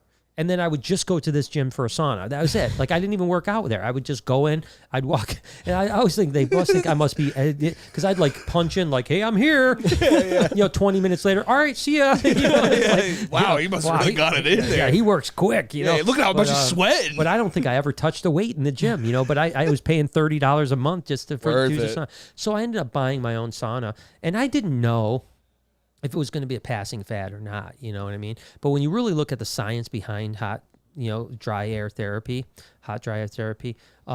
it's crazy. 65% less chance of getting Alzheimer's. Wow. It's just that in itself. Mental health, depression, anxiety, reduced by 20 to 30%. You know, on and on and on, you know, because basically what it is that it's actually, it's reacting with your fight and flight hormones. So you're in the sauna and those hormones are starting to fire off. Like, I'm getting hot. Yeah. I must be running. I must have been doing something. Yeah. And then all of a sudden when you're done, it calms everything down because it's artificial. And you know, the difference is if you're sitting at the store and all of a sudden your fight and flight comes, you're like, what the fuck? Yeah. I'm at a store and I feel like the bottle of milk is going to kill me or something. Yeah. Whereas when you're in a sauna, your brain is going, well, the reason I feel a little bit weird is because I'm in this hot sauna, you know? And then you step out of you step out of the sauna and you're like, control. Okay, wow, you know? When I first got it and I started doing it every day, I would get out and for the first 15 or 20 minutes, I'd feel a little lightheaded. And I think that was like anxiety from feeling a little lightheaded because your heart rate's up, your blood pressure's up, you know, all this other stuff. But now I do it every day, you know, and I would say I've had it for about 14 months now. I would say if I was in town, I would say there's less than 10 days that I haven't done it in 14 months. Wow. If I was in town. So I'm a big guy, but my point is that I look out and I see my pond and I see the plants and I see the grass and I really meditate in there about the energy of being connected to the world. And that's that power of now, you know? And so read that book. I think that when I read that book, I was in the deep dark state. And that's all you talked about. I talked about it for like a month. That's why I still remember it. You know what I'm saying? Yeah, because it was very, very, and ironically enough, I think it was someone either on the podcast or on my, on the vlog that told me about. I think it was the podcast. It was one of our first, I think we were still upstairs in the Reptarium. Yeah, and someone told me about the power of now, and it was a great book. So seriously, check it out. I'll take a list of books from you before I get out of here. Trust me, it's a good one. There's also, you know, Unfuck Yourself is another good book. It's a great title. Yeah, it's Unfuck Yourself. So there's a lot of stuff. I mean, we got a lot to talk about there. You got anything else? Roberta said, send in love. I'm always trying to tell myself that today is going to be a good day as soon as I wake up, regardless if I'm still tired or anything. That's what you gotta do, man. You gotta have that mental positivity. The thing that's interesting, do you think are you a pretty positive guy? Are you a negative guy, or what are you? Oh man, I was horribly negative for a very long time, like cynical about everything. Everything still is dark humor because that's just my humor. But that's fine. Yeah, that's fine. But it was like dark humor that was not really humor. Yeah, it was more just dark. It was just like just fucked up. Yeah, you know. And then after a while, like even my therapist was like, "All right, like you got to really push forward to be positive." And I think like now I'm starting to become more positive. Like I'm starting to feel it, like where I want to make one of my asshole comments, and then I stop and I take it back, and I'm like, "Do I really need to complain?" I love that. Yeah. Well, yeah, because awesome. Weird thing is like I was always positive even when I was in a bad spot. Like I didn't know what the future was going to hold, and I was scared of the future, and didn't know if I was ever going to get better. But I was always hopeful, and I was always kind of positive, like, hey, things are going to be all right. So, I mean, like Lori always talks about, like when I do a business venture or I do something, I always think the best is going to happen. You know what I mean? Like I never think of the worst that can happen. I always think is like, it's only going to work out great, you know? And then when it doesn't work out great, I'm a little disappointed. I'm like, shit, how did that not work out? But you know, I stay pretty positive, but I think what she had said is, you know, keep that positivity, you know, wake up and have that, like, today's going to be a good day regardless. Yeah. And I think that another thing that happened was, we had Anthony, Jay, and Noah here on days when I was starting to get better. Right. When I was starting to get better, but I wasn't completely there. And they would always like joke around and laugh and stuff like that. And I was trying to get into it, but I wouldn't have fun necessarily. Right. I was still kind of just existing and not living. Just, latching on to the moment. Yeah. And I remember waking up towards the end of it going like, today I'm going to laugh with these guys. Yeah. Today I'm going to have a good time with these guys. I'm not just going to listen to them laughing, but I'm going to join them laughing. Hell yeah. And I think that was like kind of when the real turning point happened. There was a lot of stages, right? Yeah, of course. But I just want to continue to encourage you to believe that you can get completely past it, Yeah. You can, man. Like, I'm fully aware that, this is something I live with now. You know what I mean? Like, it's no longer why me, which is something I had to get rid of. The apathy. I think like apathy is the number one killer of people. Sure. Just the why me. Sure. Yeah. The feeling singled out. Right? Like the world's out to get me. No one else is suffering from this. Sure. When you can let go of the apathy and you let go of your ego. When I let go of my ego, especially, and like, screw it, man. Like, I started becoming happier. Just letting go of this like, dark persona of that like grungy EMT who hates everybody and listens to black metal. Black metal, ain't nothing wrong with black metal. Don't stop listening to that shit, man. Oh, I'm not. That's my shit, dude. I have it tattattooed all over me. I'm not fucking with you. No, ain't nothing wrong with that. Obituary for everybody. Hell yeah. But I think it's it's a progression, but don't allow yourself to become steeled within it, right? Yeah. Don't settle for. This is my cross to bear. Yeah. Because that's bullshit. Yeah. No one needs to do that. No one has to do that. And if you really start looking deep into it, and I did a lot of this, there are story after story after story that people that suffer for 20 years that got past it. Yep. And it was because they worked hard to get past it. Yeah. And that's, listen, I'm very lucky to have a platform that, millions of people, as a matter of fact, this is going to sound very egotistical. But Let's hear it. But for the first time, I haven't done this in like forever, but a couple days ago, I actually added up. It was like 9 million people follow us on our platforms. Crazy? 9 million people. Unreal. So I'm very fortunate to have 9 million people follow. Of course, there's some crossovers, because this was like 9 million followers on all my platforms. I'm sure there's at least a couple million that follow me on everything or something like that. Or whatever that doesn't matter. Is. But my point is a lot of support. I'm very fortunate, and so my point is that I want to be that beacon of someone that says, "Holy shit, that dude was in hell." He was in anxious hell, and now look at him. Now he's doing shit that No, for sure. And that's I feel very drawn to that. To be that beacon of light in a very dark world, and we're in a scary world right now. There's a lot of scary shit of out uncertainty. there, man. One of the things you said though, Ant, that I actually really like something that I dealt with too is letting go of the dark persona, right? Yeah. Like when you go through depression, anxiety, often you're like, all right, I'm going to, wear black. I'm going to listen to something. Now listen, I still wear black. I still listen to heavy music. You know what I'm saying? Yeah. But it's not that. It's the ego. It's the thing of like, oh, I'm the dark guy now. Yeah, like I'm have to be this. Yeah, and it's like once you let go of that, I mean, it's crazy how much like you said, how everything looks more vibrant and everything because you're no longer looking at the gray cloud outside. You're looking at the beautiful flowers and not stepping on them anymore because you're looking up so much. Yeah. But it's important. A good thing, yeah. It's good to, like you said, reptiles are a great thing. It was great for me. It's good for you too. To have that, reptiles have always been, not just reptiles, animals for me. Like I love reptiles. I mean, I'm a reptile guy. I'll always be a reptile guy, but I love animals. Yeah, same way. I'm just happy looking at fish or when we're around, birds, whatever, it's like, when I'm around wildlife of any sort, it gives me a sense of calm and a sense of peace. And I remember when we drove down to pick up Drogo and I had a tough ride. It was a rough one. Yeah, it was a rough ride down there. And it was kind of my biggest nightmare. I was starting to feel better. Yeah. But you got to remember, we didn't travel not even one time during COVID. Nowhere. So I went from like traveling constantly. Like when Jay first came on with me, it was at like the end of our travel. We went to Utah, we're traveling around, we're doing all this other stuff. And then all of a sudden COVID hit, that we went to Texas a bunch of times because we're building the Reptarium and all this other stuff. And then all of a sudden COVID hit. And for a year, not one trip not to Ohio, nothing, like just here, and then we go to pick up Drogo, and so that's which is a huge drive, 20-hour drive down to Florida, and sure enough, it was myself, Jay the entertainer, Jay, and me, Jay, and Lori, and I mean, within an hour of leaving, I was rough, man. I was hurting. I know that feeling. Yeah, I was hurting bad, and I'm thinking, oh my gosh, I'm never going to make this trip. This is, I don't know what to do. But my point is that we got to Orlando, and first thing we did was went to Gatorland.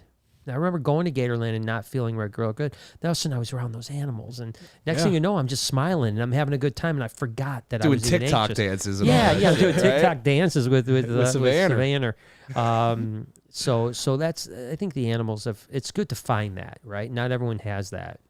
Yeah, I think like just being around animals, wildlife in general, like I'm awful with taking trips. Like it's really hard for me to leave the house to just go to the store. Yeah, like I'm kind of like, I'm kind of agoraphobic. So like, but you put me in a situation where I'm in wildlife or I'm with animals, and it's just kind of like it turns off. My focus just goes to that. Like I'll go outside and I'll just start. If I start getting anxious now, I just start bird watching. Dude, hell yeah! Like you gotta come hang out more, bro. That's all I do. I got into bushcraft and stuff, and like just sitting out in the middle of the woods, and I wasn't anxious. Right. Yeah, I was like, this is great. Yeah. Well, and that's the thing. You find those little moments, right? And the little moments turn into longer moments of tranquility, you know? And I tell people all the time, like, unless you felt that oppression, that anxiety or depression brings to you, you don't know what it feels like. You can't. And I always say, I talked to your wife, she said she has a little anxiety, but not like you. You're like, Lori doesn't, right? So it's really hard for her to be looking in on me when I'm I look normal. Yeah. I look normal. And that's the other thing that I remember a therapist once told me. She said, you look normal, Brian. Because I was feeling like shit. She's like, remember, no one's looking at you thinking you're anxious. And it gave me kind of a little cloak of like, oh, you mean I can walk into a store and be anxious as shit and no one knows it? Now I can fake it like I'm not anxious, and it gave me a little bit of a like feeling like, okay, I'm okay. Because that was one of the things you were really worried about is like, how do I look? You would tell me or ask me all the time. You'd be like, do you think people would know? You know? And listen, until I came out with that anxiety video, which ironically enough was like, the second time I ever trended on YouTube, and right with COVID. I mean, it was hitting everyone's heartstrings at that point. Yeah, so we trended for like 2 days, got to like 17th most popular video on YouTube for the 2 days, and that's cool. And it's me crying, about anxiety. So I'm like, son of a bitch, man. Great, this is. It's always how it goes. It's like I'm like that Chris Crocker, right? Oh, stop! Leave Britney alone. Damn, dude, old school. It's like, but I've cried a lot on the vlog. I mean, I've cried a bunch. It's good. And that's part of it. I cry a lot. I cry at movies, I mean, I like have a sad movie and I cry. I'm a sensitive little boy. It's weird for me because like I find it hard to like empathize with movies and stuff because it's just I know it's fake. So like I won't cry at movies and stuff. But stupid things will like kind of tear me up. Really? Like stupid things. Like my wife has like a history of getting me presents. Where she does it just to see me break. Oh, stop. Love it. So she got me like one Christmas, she got me this like big poster of stars. And I was looking at it, I was like, cool, this is cool looking. I'm like, all right. And I read the bottom, and the bottom says, this is the exact depiction of the night sky in Forest Hills on August 21st at 7:01 p.m. when my son was born. And I'm like, that's dope. That's actually super cool. That's a great gift. That is a good gift. You got a good one there, bro. Yeah, I know. Yeah, because thoughtful gifts like that, I think, are way better than like a Rolex, No, you'll look at it every day and be like, that's the sky. Yeah, that's my son. I walk past it. Like, I always look at it when I walk past it. Yeah, that's awesome, cool. too. Yeah. No, that's super cool. I wish Lori was like that. She don't give a fuck. She gave me a hard time for my birthday. You know what I got? It was divorce papers. You want to hit a couple soupies? Yeah, let's do it, man. Tiffany says, what about PTSD? What is it about PTSD that causes anxiety?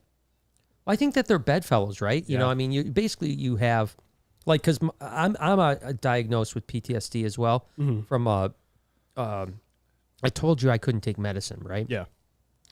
And so my initial fall off into the anxiety crazy world back 20-something years ago, my family physician prescribed me Zoloft. And I took it and felt like crazy bad one day. So I literally called him. I'm like, dude, I feel terrible. He's like, it happens. Give it a couple days, you know? And then by the third day, I called him every day. Like, I'm feeling worse today than yesterday. He's like, oh, it's going to be good. Just keep going. By the third day, I had what they call an anxiety break, right? Where all of a sudden I was like shambles. Bam, you're done. You're done. Yeah, I've been there, yeah. And that took me 14, 15 months to come out of. Hell yeah. From that day. So literally now I'm afraid to take an aspirin. You know, and that's true. That's the PTSD. It's because I'm so afraid of taking anything now. That's why when people ever say like I do drugs, I laugh. I'm like, oh yeah. Like, I wish. I'm like, I've been trying to do drugs for my whole life. I'm the opposite of most people. I'm like, everyone's like, I gotta get off drugs. I'm like, I want to get on drugs. These seem great, but I'm too afraid. I can't do it. I can't smoke weed. Why can't I smoke weed? It's so. I want to smoke weed so bad. You don't even understand it. Looks so good. It's pretty rad. But and so many of my friends that do have anxiety, the weed has really cured them. It's helped me a lot. Yeah, same. But I can't do it. I just can't do it. But anyways, so my point is PTSD, anxiety, depression. They're bedfellows. They're all bedfellows. Yeah, I know. Sorry, I didn't mean to cut you off. No, go ahead. I know with my PTSD and stuff, like it'll be like simple things that'll trigger me into pure anxiety. And one of the hard ones, especially living in like the city and stuff, is like sirens. Oh, I can imagine, yeah. So I'll be sitting there and hear an ambulance siren. All of a sudden, I feel like my heart starts pounding. Yeah. And I'm sitting there and I start getting all the adrenaline rush of like, all right, let's go. Yeah. Let's go. Wow. And nothing will come of it. Right. That's tough. And then I'll be in a store and I'll hear a baby cry and I'm like panicking. Right. My son will like get hurt. I can be here like, God forbid something happens. Somebody upstairs, something happens. I can help them without blinking. Right. My kid, pure panic because like the one, like we can get into it. Like I got, I have a pretty harsh story with children. So my kid cries and I'm just like, oh no, I can't take it. Like my wife has to become the EMT. I just tell her what I'm like, I just pressure bandage. Yeah. I'll help you out. Yeah, no, I can. Though that's understandable. I mean, gosh, no, I always tell people you really don't know true love until you have a kid. Yeah, that's the you can love you can love your dog, you can love your wife, you can love like that. But when you have a child, it's like the love is like the moment that it's born, and maybe women are different, right? Because maybe they're carrying that baby and have a bond or something like that. But I know like the moment my two kids were born. Well, really, the moment my daughter was born, because I already knew the feeling when my son was born, and he's a terrible kid. Terrible, horrible. He shouldn't even be here. No. Love you, Noah. But yeah, I love you, though. He's not listening. He's not listening. I know. He's at a wedding. Yeah, he don't give a damn.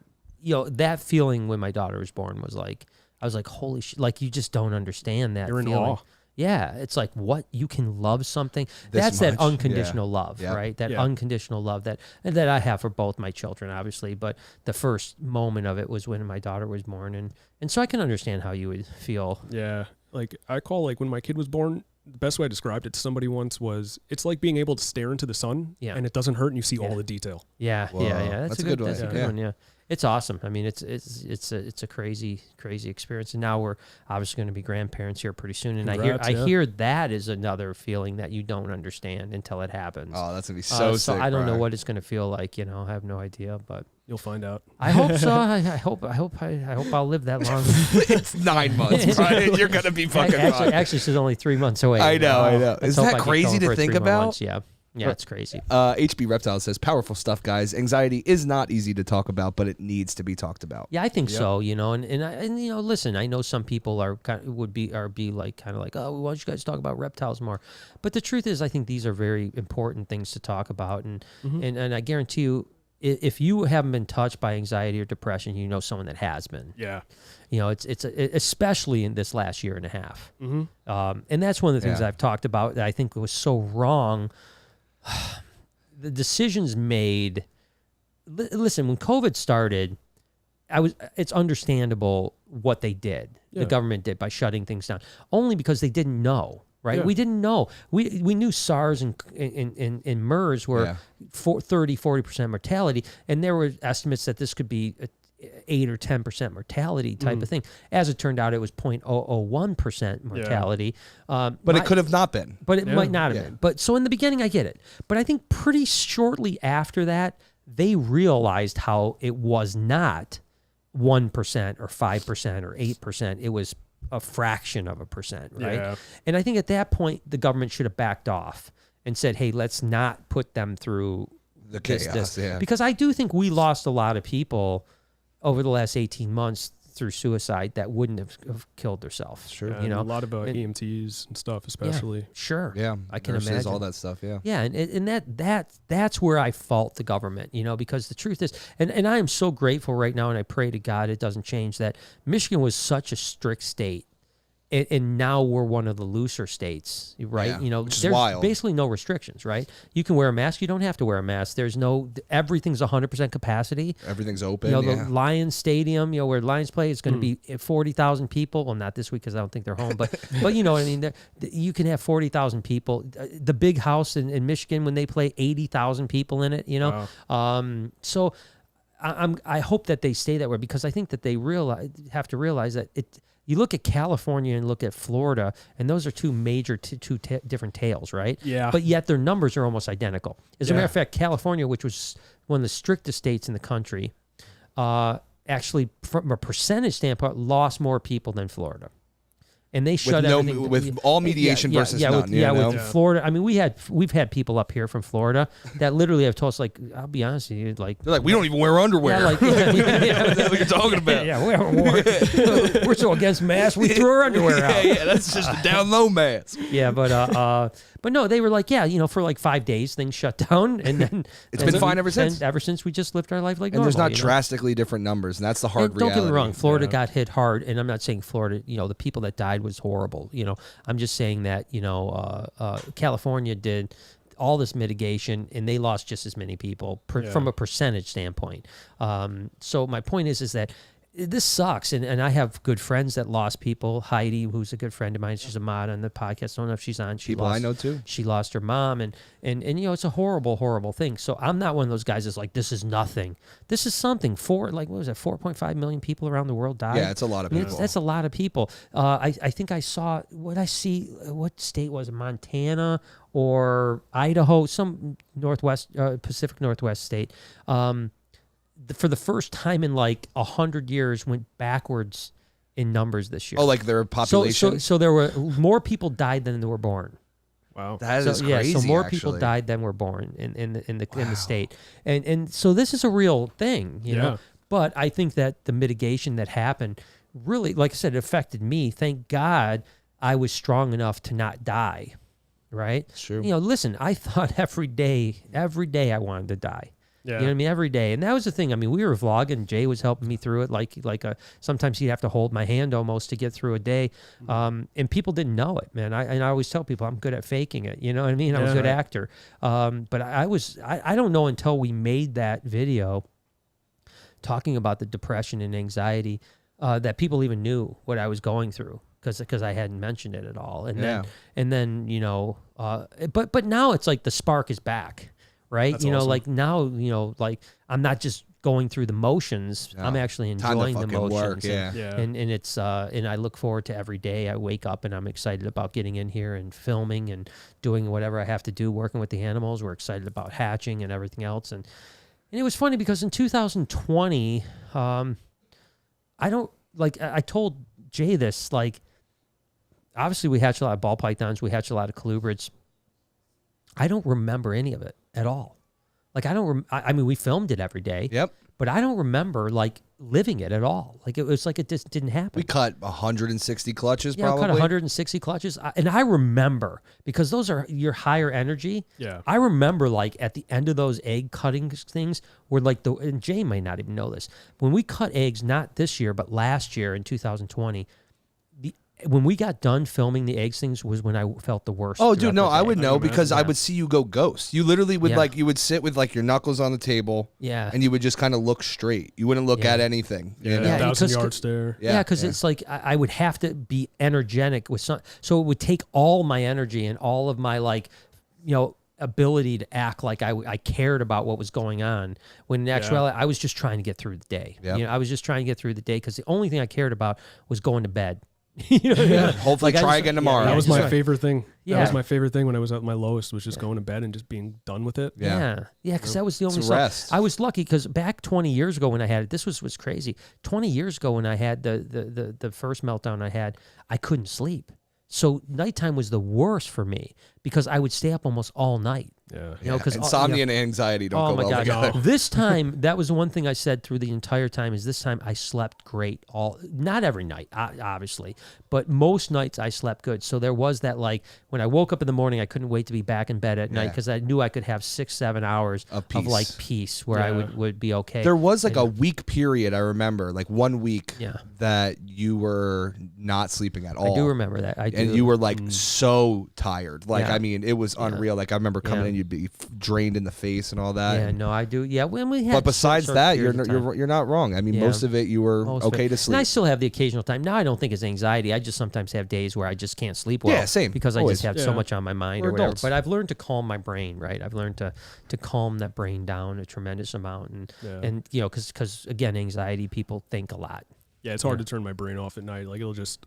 That's another thing where meditation will help. Meditation will calm that mind a tremendous amount. And practicing doing it keeps and that's your the mind thing. doing it. Yeah. Meditation is about practice. It's like the first time you're going to do it, you're going to fail miserably, and slowly you're going to get better and better and better at it. So. Monks don't spend 30 years doing it for nothing. Yeah, and I'm not great at it by any stretch, but I can calm my brain down pretty quick. Sometimes now and then when you get really, because I practice now for 18 months daily, like now I can sometimes calm my brain down in seconds. Yeah. Like it takes seconds for me to calm my brain down. Whereas I used to tell people, like when I closed my eyes before, it was like this is what I try to explain it. If you took a computer screen and you were just like zipping through websites, like bing, bing, bing, bing, bing, bing, bing, bing, that was what was in my brain. All URLs. It was just like bing, bing, bing, bing, bing, bing, bing. That's spot on. Like it just keeps going. It's like a pop-up ad. What happens is if you do some breathing techniques, and every breathing technique is different, you can do box breathing. I do box breathing. Yeah, box breathing isn't, I sometimes do 4-7-8 breathing, where it's like breathe in for 4 seconds, hold for 7 seconds, breathe out for 8 seconds. Typically what you want to do to calm your nervous system is breathe out longer than you're breathing in. So it's hyperventilation. Yeah, exactly. And so, the breathing technique and meditation, I could literally get to a point where I'd see these screens, bing, bing, bing, bing, bing, bing, bing, bing, and they go bing, bing, bing, bing, bing, bing, bing, bing, and on one screen. That's how quick I could calm my brain. Wow. And now I hardly ever have those flashing moments ever, because I'm constantly working on calming my brain, I still think. I think constantly. It's just in a different way. It's just now I'm not thinking about. You can't think well when things are flashing through your brain so quick. Yeah. But when you think more, I'm still thinking every day, all day, but I'm not like. Yeah. Now you're on the one page exploring rather than just exactly. looking at a million different pages. Yeah, and you can concentrate more. Concentration's important. So. What else we got? We got to let Rose Burns says, sorry, guys, didn't mean to bring it up. This was about the vaccine thing. She says, and don't worry about it. And she says, it's just a lag in the chat that I missed the topic. Totally going to use the HALT method. HALT Don't is worry really about good. it. Let Rose You'll like HALT it. is awesome. Just eat a lot. Pizza. Yeah. I'll eat, sleep, and eat and sleep a lot, and you'll be fine. Yeah, and get angry at everybody. Yeah. Smash. Yeah. Go to those smash rooms. Go to the rage rooms, The dude. rage rooms. We should do one. It'd be so funny. That would be a good I don't one. even have rage, but I'm down. I'm in. Martin says, love you guys. I need to come up from Indy, but the fam is from Brighton Howell, waiting on my kingpin to lay. Cool, awesome. Congratulations. Yeah, and you're close. You're not far at all. I mean, Brighton and Howell are literally less than an hour away. Morph Mixology, our boy Jason. What's up, Jason? He says, what's up, Snake Dudes? What's up, man? How you doing, man? Good. Ryan Bio, Toxic Exotics, our boy. He says, what's up, gangster? So what's the 1 or 2 restaurants we got to hit when I come up through in October? Yeah, so he's going to come in October. Speaking of which, the hell yeah, Ryan. 15th, 16th, I think Ryan said he's going to come up the week before. I think it was like the 5th or 9th or something like that. So, okay. But yeah, we got hit Trivoli's, obviously. Duh, but that's dumb. I'm trying to think what else we hit. Do you have an Olive Garden? I hear Olive Gardens in Detroit are the bomb. Incredible. What about, is that Spanish place down the street still open? The one that's by that smoke shop. I don't know what it's called. It's like shit, I don't know. Very Spanish name, but down the street. I don't know. That one's really banging. No, is it really? Noah used to go there all the time. Family, really? Come on, man. You know what I'm talking about. Oh, you're talking about. Yeah, come on. No, they shut down actually. Damn, that was so good. It was like a little, really real small place. Really good. Yeah, no, that yeah. But we'll find something good for you. It depends on what you want. There's a million restaurants like close by here, and it's way better than Florida's food. Yeah, you're way fine. better. So, but yeah. And by the way, Ryan, that the video, you'll see it in a couple days. Yeah, it's gonna be a good one. It's a banger. Tanya says, "Hi, I am a new snake owner. Nice. Previously lived my entire life scared of snakes. Nice. Now I love them, but recently got my first bite from my huge snake Emma. How do I handle her again without fear? Yeah. We should do a video about that. That's a cool idea. It is tough, right? Have you got bit a lot?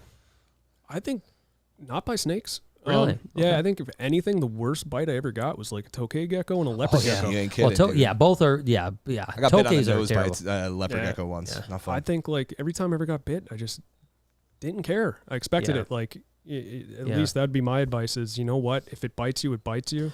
Well, I think it's Emma, right? It's not holding grudges. Emma's the snake. Yes, Okay, Tanya's the woman. Tanya. So Tanya, I think now that you've been bit, you realize it's really not a big deal, right? You know, that's what you have to, I think, mindset yourself is like, hey, that bite, because I at least for me, I think bites always seem like they're going to be worse than they are. It's like, like anticipation. When you get bit, you're like, oh, that wasn't that bad at all. You know what I mean? Like, so use that. Like, is it like, you're a badass, man. You can get bit by a snake and not even flinch, Just have that, and don't let fear ever, get into your thing. We're talking about fear a lot today. So, use that, but handle it with confidence. No big deal. And the chances are it was a mistake bite. Probably is never going to happen again, or very rarely going to happen again. So don't handle it thinking it's going to happen. Yeah, make sure you keep handling it though, because you don't want it to. Because get upset, listen, this is the thing, right? Don't flinch. This is the thing. If a snake or a reptile of any sort or an animal of any sort bites you and then you don't handle it, what do you think you're teaching it? Bite. And you don't have to be picked up. If got you my don't, way. I got my way. All I have to do is bite, and they won't touch me. Yeah. And snakes, until they get habituated and socialized, don't really want to be touched, right? They prefer probably not to be. Now, once they're socialized, I think they actually start to enjoy it, and it's part of their enrichment. But in the beginning, they're saying, hey, well, look at this. You're teaching that snake if you don't handle it. So go right back on. Right now. Get back up on the horse, right? Go get the snake and go play with it. Yes, exactly. Little Bogus says, I love when you talk strategies for anxiety. It's so helpful. Oh, I'm glad. I am very, very passionate about this topic. Oh, yeah. Obviously. Elaine Smith came at my Floridians not wearing underwear and called it a face diaper. I like it. Facts. And then future Reptarian employee. Hey, what's up, Caleb? It's been a bit, man. He says, hey, guys, sorry I haven't been super chatting, but as you know, savings is key right now. I hope you guys are well and blessed. We will get past this. Yes, man. That's right, brother. We miss you, Caleb. Yeah, we do miss you, man. Thank you so much for hanging out. And that's all I can't got wait right till you get up here and visit us, man. I know. Cool such dude. a awesome dude. Cool down in Florida. She's a real good guy. But so what's your next step then? You stop doing the EMT. Yeah. Right now, what I do is I actually do independent contracting. Okay. So it's kind of like I do construction site EMS. Okay. Oh, so okay. I kind of just So I work people per like diem. fall off a roof. Yeah, like I work per diem basically, and then I also do COVID concierge. So like in New York, like a lot of the stuff like for photo shoots and like TV and stuff, it'll be you need to be COVID tested in order to congregate. So I'll sit there and just COVID test people, and then just walk out and leave. And it's great for someone with anxiety because since it's all per diem, if I'm like shutting down, I just don't have to go in that day. Yeah. Wow. And then when I do go in, it's like an hour. Okay, that's not bad. It's just like a flat rate. Yeah. So. Well, that's good. Well, it's good that you can, everyone needs to somehow figure out how to make it through. And I know for me, like I used to work the Reptarium Friday, Saturday, Sunday, day, start to finish. And one of the things that I pulled back on is not working the Reptarium as much. Not that I don't love it. I love the open Reptarium. I really do. But there is a level of like the pressure of having to be here as opposed to wanting to be here is two different things, right? Yeah. And so when I got my crew and said, hey, guys, there's going to be nights where I'm going to peace out, so you guys got to take it. That took the pressure off of me to feel like I'm stuck here. Because the one thing for me with anxiety is I don't like to be stuck in a situation. So for me, my two main triggers are control and safety. right? I want to be in control and I want to feel safe. If I don't feel like I'm in control and I don't feel safe, that's when I'm super anxious, right? Yeah. And hence the reason why I probably don't like turbulence on a plane. It's because you can't think of anything where you have less control. Yeah, you're not even flying the thing. You're in a tube. The pilot's behind a closed door. Yeah. That he's not saying a word. You're bouncing around like a can in a dishwasher, and you're like, what the hell's going on? And am I safe? And again, like I told you, like I'm not worried about crashing and dying because that, it's pretty quick. I always say, like, listen, way out. I always say, listen, it's going to be a really bad 60 seconds. Yeah. That 60 seconds is going to suck really bad, but then it's going to be over. Yeah, exactly. Most likely you'll never remember it. Yeah. I would hope so. I've almost passed out. I pissed myself a couple times on a plane. No, stop, dude. That'd be sick. When we were flying back from Mexico, the last plane flight I was on, I wanted to pee myself. Sure. Literally, we were bouncing so hard that Lori's coffee was hitting the ceiling. Holy That's how much we were bouncing. I mean, it was absolutely crazy, man. And it was only you would for be looking over at me. I'd be like, yeah, bro. Well, it was funny when I was flying in from Joondalup, which is in Perth, to Alice Springs, and we took off in this little plane, and it was not little plane, but one row on one side, 2 seats on the other side, so a relatively smaller plane, and maybe 60 people, something on that lines, and we hit storms going out, and Chewy, my co-star in that thing, and used to be an employee of mine, he was laughing his ass because he just seen me just like shitting myself, man. I was just like ready to die, and he just every time we hit a bump, he'd like he couldn't stop laughing more, and in a way it kind of helped me out because he's like laughing at me, but ups the mood a little bit. If he was like just as much like oh Brian, are you okay? You're gonna freak yourself out more. Yeah. He's having fun. You're like, at least hold on to it a little bit. He loved it. He loved every second of it, man. Yeah. But that's probably my I haven't flown really at all since COVID, so I need to get on a plane. Yeah, just to do it, like almost like when you went to go see Mr. Beast. You know what I mean? Like you just got to do it. Yeah, just take a plane to the next airport and back just to get it out of your system. Yeah. Because I know I found out one fear of mine was on my honeymoon. Was before I even knew I hated traveling, we were like, yeah, we'll go away and we'll book a 7-day vacation on a cruise. Oh, you're crazy. Turns out I have a massive fear of open oceans, and the whole way out from New York, you were just panicking. Huh? It was nothing but choppy waters to the point we couldn't go out on the deck. Oh shit! Oh my gosh! Yeah, and I'm like, I'm gonna die. Where'd you guys go? It was real rocky then, huh? Oh, it was horrible. Oh my god! I was like just sitting there, like, I'm gonna die. You may not know that I have a very irrational fear of boats.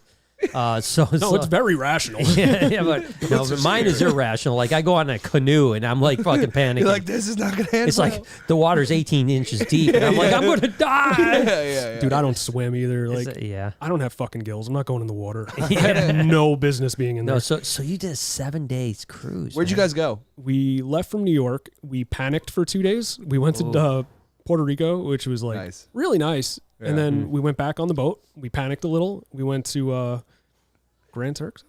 Yeah, the Grand Turks. Yeah, I think it was. And then somewhere else that I can't even remember because I was so terrified. But oh my gosh, yeah, like it sounds terrible. It sounds the so much whole fun. time. Like I'm just so sorry. My wife. Man. I have a picture of my wife standing on the deck with the sign that says like "Do not stand on the deck," and her hair is just sideways. Yeah, that's a good photo. Sheesh.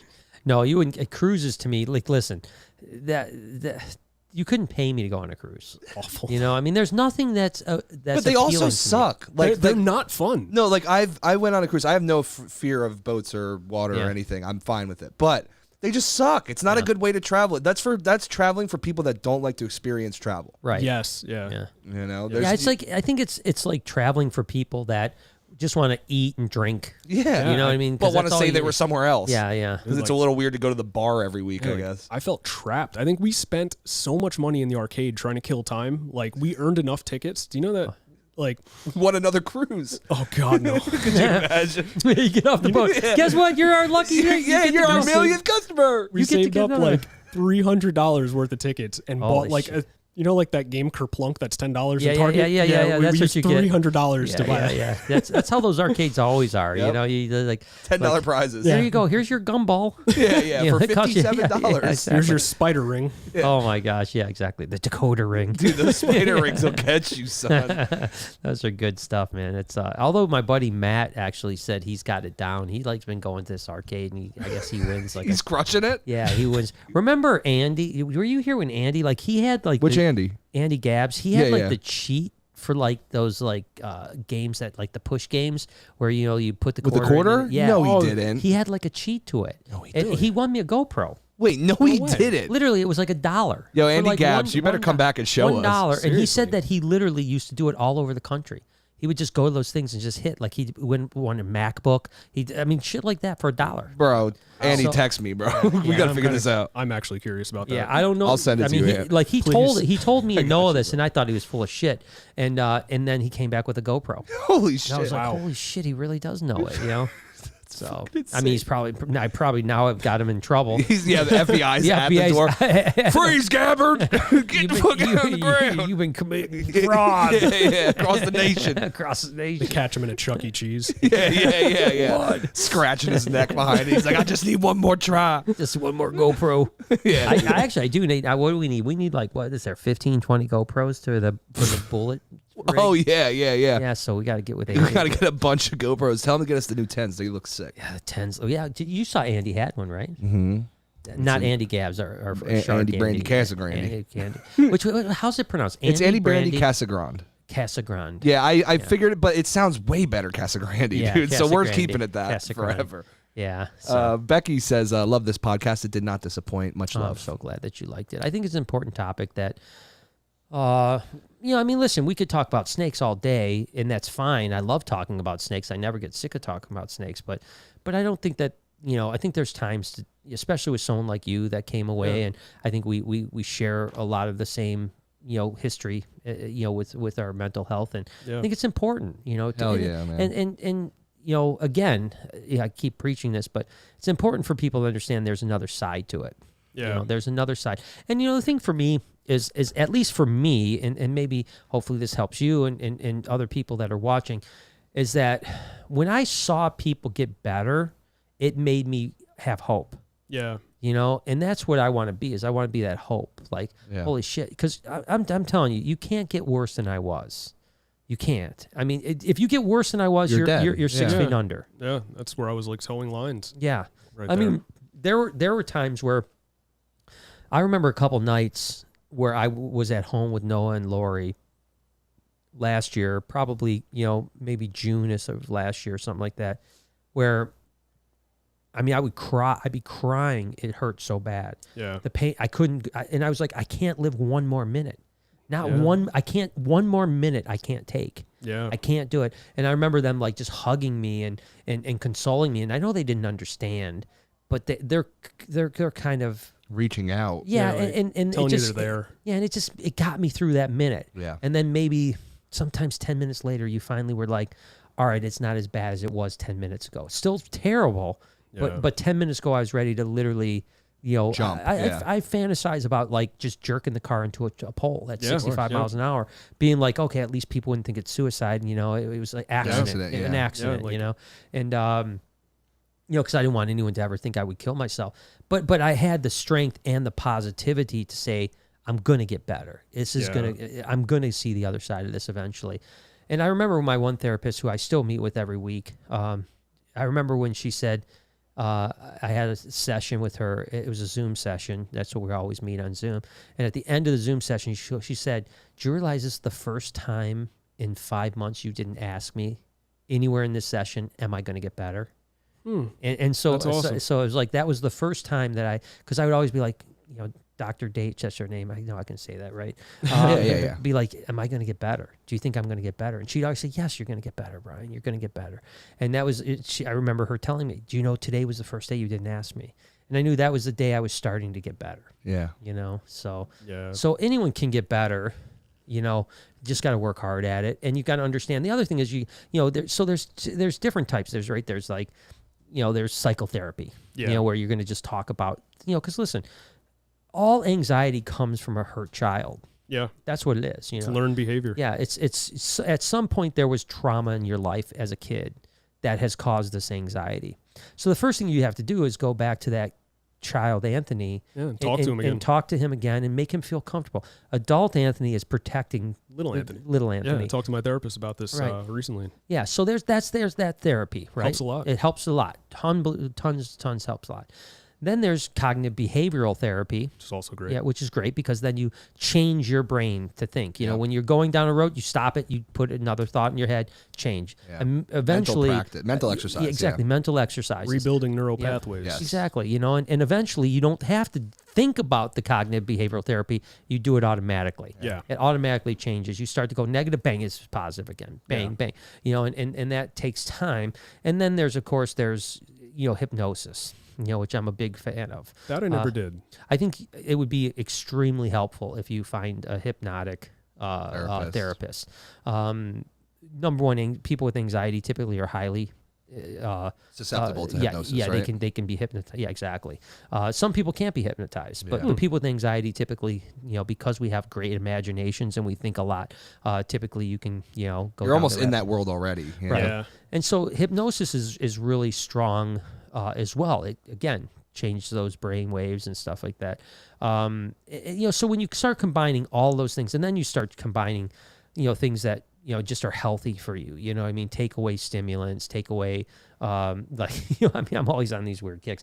Now I'm on the juicing kick. And I'll do that for a while and see what happens. But I think that those, adding all those things, again, the heat therapy, the cold therapy, if you read things like, The Power of Now, as well as, like I said, if you follow Wim Hof, he talks about all cold therapy. Yeah. And he's a gangster too. There's a lot of there's a lot of science behind cold therapy and hot therapy for mental health. Right? It's all you're forcing your body to hit those stress reactions in a controlled manner. Yeah, and then you're learning from those experiences so that you go into the real world with a better repertoire of things to help. You start doing that, and you just start learning all those things. So I'm not a guy that thinks that you do one thing. I think it's a guy you do a lot of things. You know, I was doing probably too much for a while. Once you start getting those dirty feet sucker things, I'm like, I can't get down with this, Mr. Brian. I did that. I did the feet thing where you put like electrodes in the water, and it's supposed to suck the toxins out of your body. That's cool.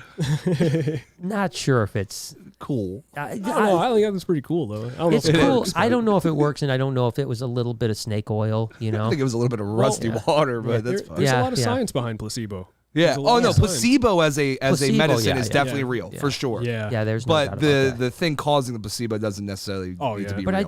I did this energy. This chick, I can't remember what it was even called. It was this energy chick. And I did that for a while where I go there and she'd like chakra cleanse. No, it's similar but different. You know what I mean? It's not like Reiki or anything like that. It's similar to Reiki but different. And she would it was like these power points on your head she would touch, and then she'd be like, releasing all the negative energies and stuff like that. And listen, I don't know if what she did worked or not, but I know every time I left there I felt better. Yeah. I did. And it might have been placebo, it might not have been placebo. Fine. Yeah. But I know that I always felt better when I left her place. And I did that for about 6 months.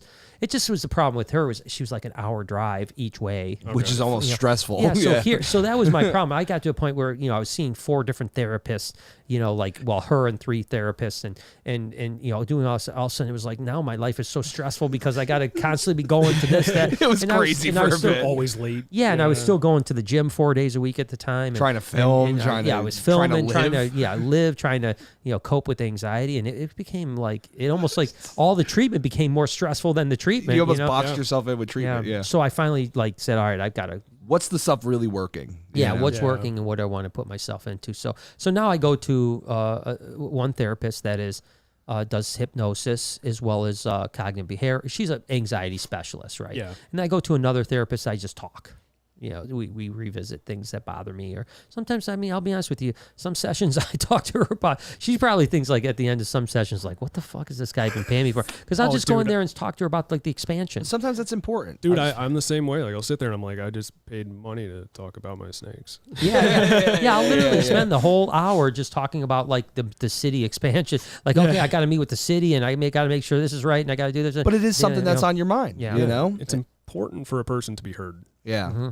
Despite what everyone thinks. And sometimes it's more important to be heard by somebody that doesn't have like invested interest in your life too, you know, where they're going to be like, well, I don't know if we should do that because that might be blank, you know, they're just listening. Right. Yeah. No, I agree with you. So, so I think it's, hey, listen, it's a message of hope, right? That's it. Yeah.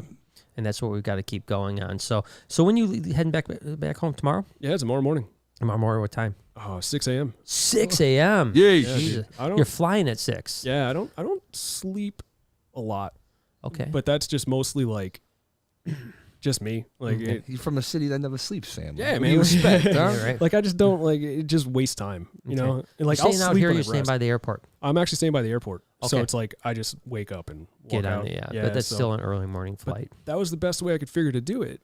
To travel was I was like, all right, I have to do this because this opportunities, and you know, I can't turn this down. I've turned down tons of opportunities, like just job offers and stuff, because my anxiety was like, dude, I'm meeting someone like I look up to. I'm meeting someone that, you know, has my issues to talk to this person. I'm like, it's important. I can't. So how was this morning? I mean, was it pretty bad? This morning was all like giddiness nerves. Okay. Like, so that was cool. It's like, you're excited. Yeah. Like I wanted to see the Reptarium so bad. That's like, awesome. Since Too you bad like, we're kicking you out of here right after. Yeah, that. dude, no, you better get the heck out of here right now. It's almost 2 hours. Yeah. We're not showing you shit. I hope you got a good look at Perdita before. So like, it was something I always wanted to do that I thought I would never do. Because like taking an hour drive for me is like a nightmare. Right. You know, so I just kind of like, when I was leaving the house at 4 p.m., like I gave my kid a big hug. He went home, like to his grandma's house, and like we got in the Uber, and I was getting anxious. And then in my pocket, I had like 6 THC pills. Yes. Took them all at the same time. Yeah. And then I do not remember the flight to the hotel. Holy shit. Yeah, wow. you time travel. That's what we call it. That's time traveling, man. Take that anxiety. Yeah. You think you're tough? But I told you a little bit before, and I'll tell you again, you know, it's about wins, you know? Yeah. So what you have to tell yourself, and this was another way that I dug myself out of anxiety, is through every situation I was in, I considered it a win, you know? Yeah. So when you could do something that you didn't think you were going to do, it was a win. When you did this, it was a win, you know, on and on and on.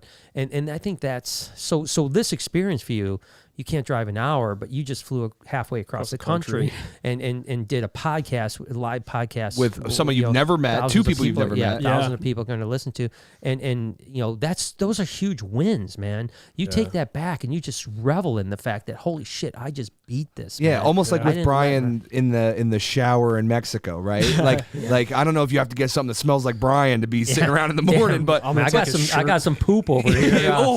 We almost didn't get to the scat stories, man. Yeah, damn. The fecal matter. Don't worry, I'll send you home with a bag of Perdita poop. Yeah, tell me after though. I need to know, dude. Like I just, it was one of those things. I told my wife, like, I messaged you just like Hail Mary pass. Like I'll message you once in a while, and you know you respond, and it's just more of like just anxiety stuff. I'll message you about like, hey man, I saw you were upset in the vlog. How are you? You know, like just things like that. Yep. And then I message you here. I'm like, dude, I'm not like a breeder trying to promote his business. I'm like, I just want the same way I did EMS. I want to help people. I was like, if maybe someone sees like, hey, this dude is screwed up, came all the way out here. Yeah. I'm still a nervous wreck. I'm like trying not to pay attention to the chats and just look at you. And they can see that and just be like, oh shit. Yeah. Like this dude's going to therapy. Yep. You know, Brian goes to therapy. Yep. Give it a chance. Cause like I've been there to the point where, you know, at my lowest point during the winter, you know, like we had a scarf that we draped over a lamp in our room. And when you turn it on, it would kind of like tie dye everything up. It was really pretty. So like my kid was in the living room. My wife was in the living room. I'm like, I have a headache. I'm going to lay down. And I'm laying there and I'm looking at the scarf. And the long story short is I started wrapping it around me. You know, I'm like, oh shit. Yeah. So I started tying everything up and I'm just like laying there for a second because it's on a bed that has like bars. So I'm laying there and the weight, like I could feel myself getting lightheaded. And I'm just like, I can't let my kid find me like this. No, you can't. Yeah. So I undid it. Good. Called my wife in immediately. Called my therapist. And just was like, I'm not getting any more rock bottom than this. Right. I turned around now. If I get to this point again, I might not. Right. So I'm like, fuck it. I got to help myself. That's right. Yeah. And that's about when I was like, I'm not like, fuck work. You know, like, fuck this job. Well, listen, you did the right thing, on all levels, because, yeah, if you're working something that's causing you that grief, doesn't matter how much money you're making, it's not worth it. If you're dead, what does it matter? Exactly. Right? And you can't see your kid get raised up, and so I'm glad. Number one, obviously you're here, and I'm glad that you got through that. And I'm confident you're going to do good. Making this step tells me the inner courage you have. Appreciate that, man. And this is, like I said, you got to just revel in this win. That's right. And then revel in every win you have from here on. And what you have to do is almost get addicted to wanting to win, right? Yeah. And I don't mean win like success-wise. I'm talking about winning. Charlie Sheen going, Winning. I'm a winner. Tiger's blood. Yeah, tiger's blood. No, I'm talking about like mental wins. Going to the store is a win. Going to this is a win. Going to a social event is a win. Doing something, those are wins. Taking that hour drive away from home. Yeah. Next thing you know, you'll be on that boat back down to Don't do it. Don't do the fucking cruise. Christ, no. Regardless, don't do it. Yeah, no, that you got to be mental. Yeah, I always, because Lori she went on a cruise before we met. Yeah, who's she's really always got the mental wanted issues? Yeah. Cool. Okay, last cruise you go on. But she's always wanted to go on this cruise, and I always say like, the percentage of people that die on a cruise is like 50%, and she's like, no, it's not, and I'm like, yes, it is. Yes, it is. Have you seen the Titanic? Yeah, 50% of people don't make it back from a cruise. Yeah. But I don't. I just like you said, I would go absolutely bonkers on a cruise, man. It would. Yeah, I would hate. Some people love it, but I'm also not the guy that. Like Lori and I go to every now and then. Before COVID, went to, like I said, the resort down in Riviera Maya in the Yucatan, and it's cool. It's an all-inclusive resort, but we'll go for like 3 to 4 days, and at least 1 or 2 of those days I'm on an excursion. Yeah, I'm going to see some Mayan ruins. I'm going to Croc-a-Coon, which is a croc place. You know what I mean? Like I'm out doing something where she's just on the beach, like hanging out. Like that's not me. And on a boat, like you're forced to be that. You're forced to be like you're not going anywhere.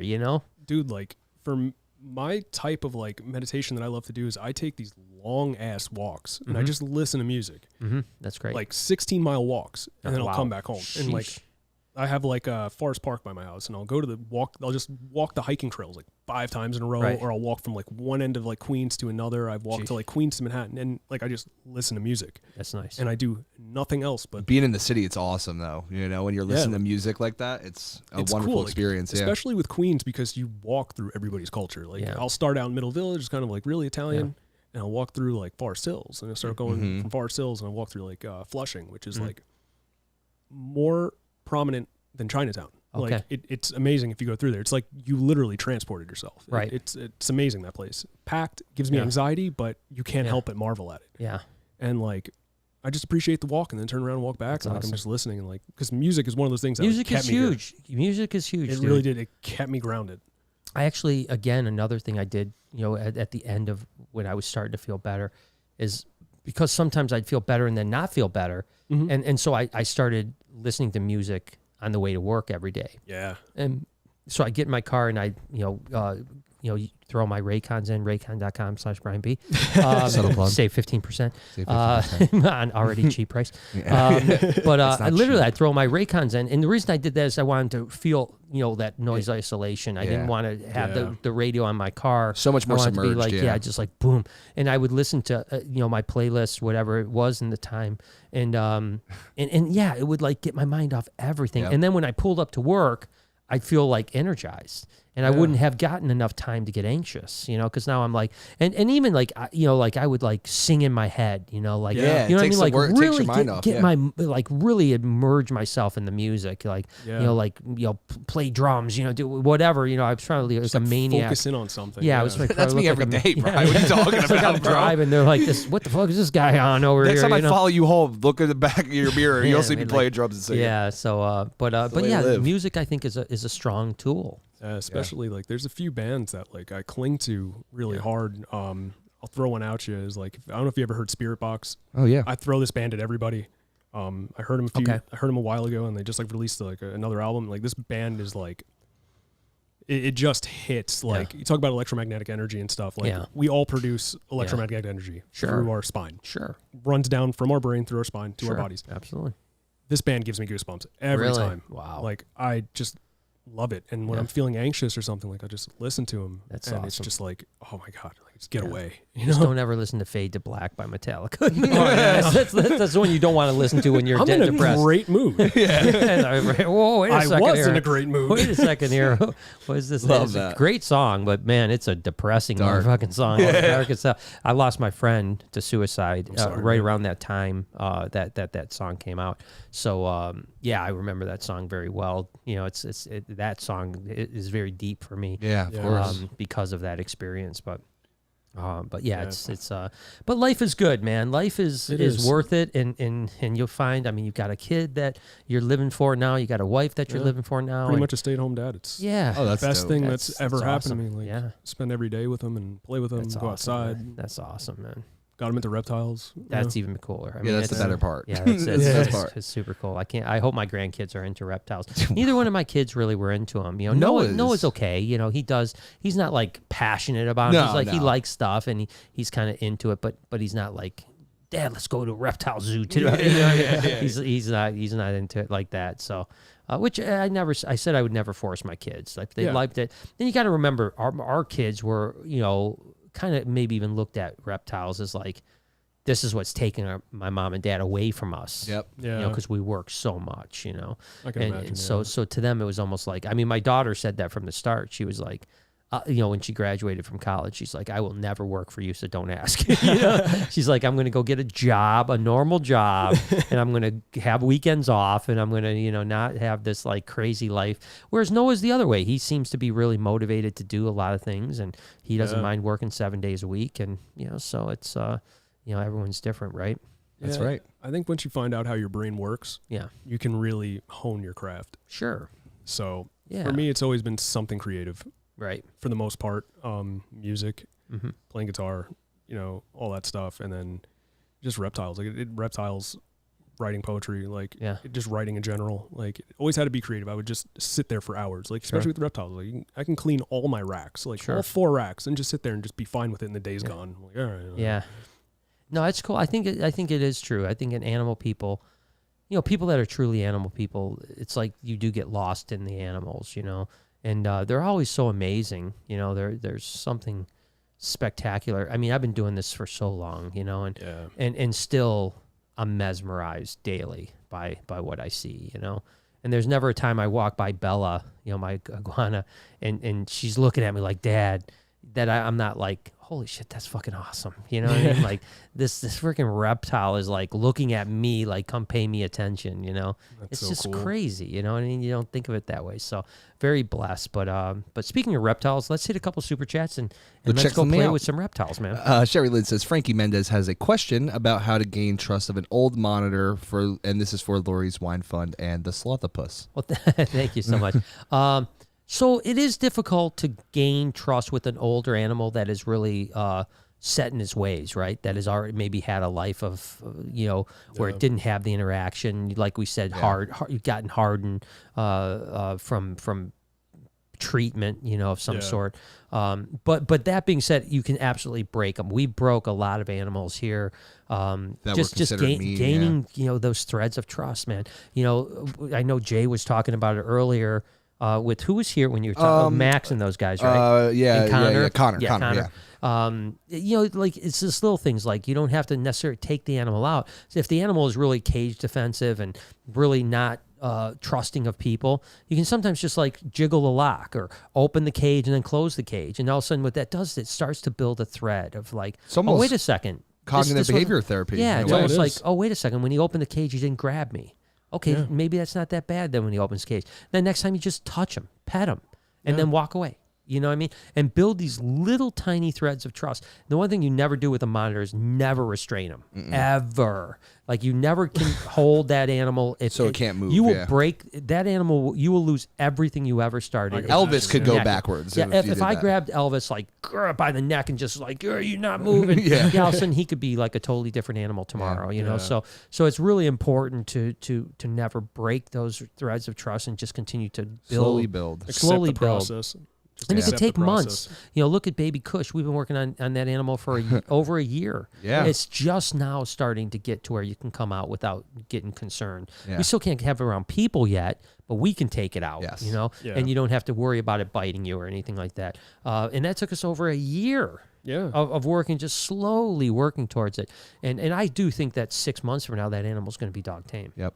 Yeah, so I would assume so. So just keep on going. Becky says, I'm actually getting a second pair of Raycons because I love them. Ah, sweet. Duh. Yeah. Sick. Is there a promo code you can use? Brian B. Yeah. Brian B. Brian B. Yeah, check out 50% on an already great price. 15% on an already great About price. half the price of co-founded by Ray J.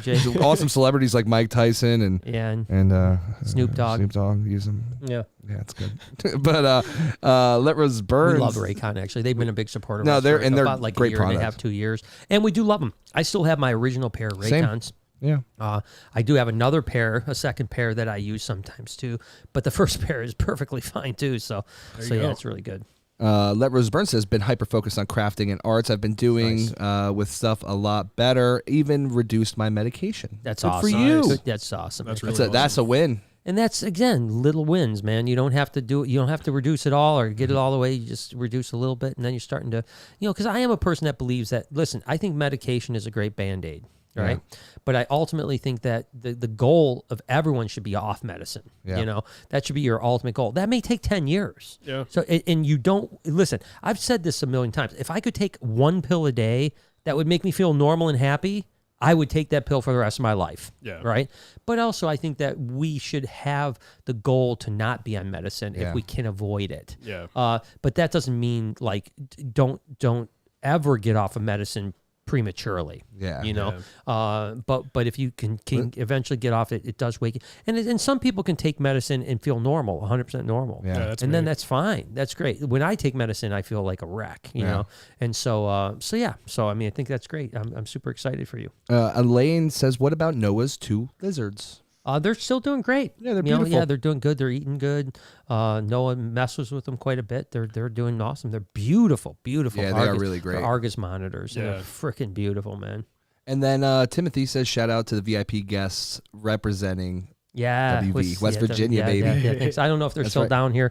I told them they can came down, they can hang out, whatever. That's part of the VIP experience. You don't have to hang out and watch the podcast the whole time. You can go upstairs and play with animals, come down, eat pizza, whatever you want to do. So, exactly. So it's good having them, and I'm going to go spend some time with them as well as spend some time with you now. So listen, guys, thank you so much for hanging with us. I hope you enjoyed the kind of talk. I think it was a very important thing. Feel free to. We got a couple other supers. We'll go before we leave. Yeah. I think it's Louis says, would you rather have Elon Musk and Steve Jobs on a podcast or own a Titanoboa and a dinosaur of your choice?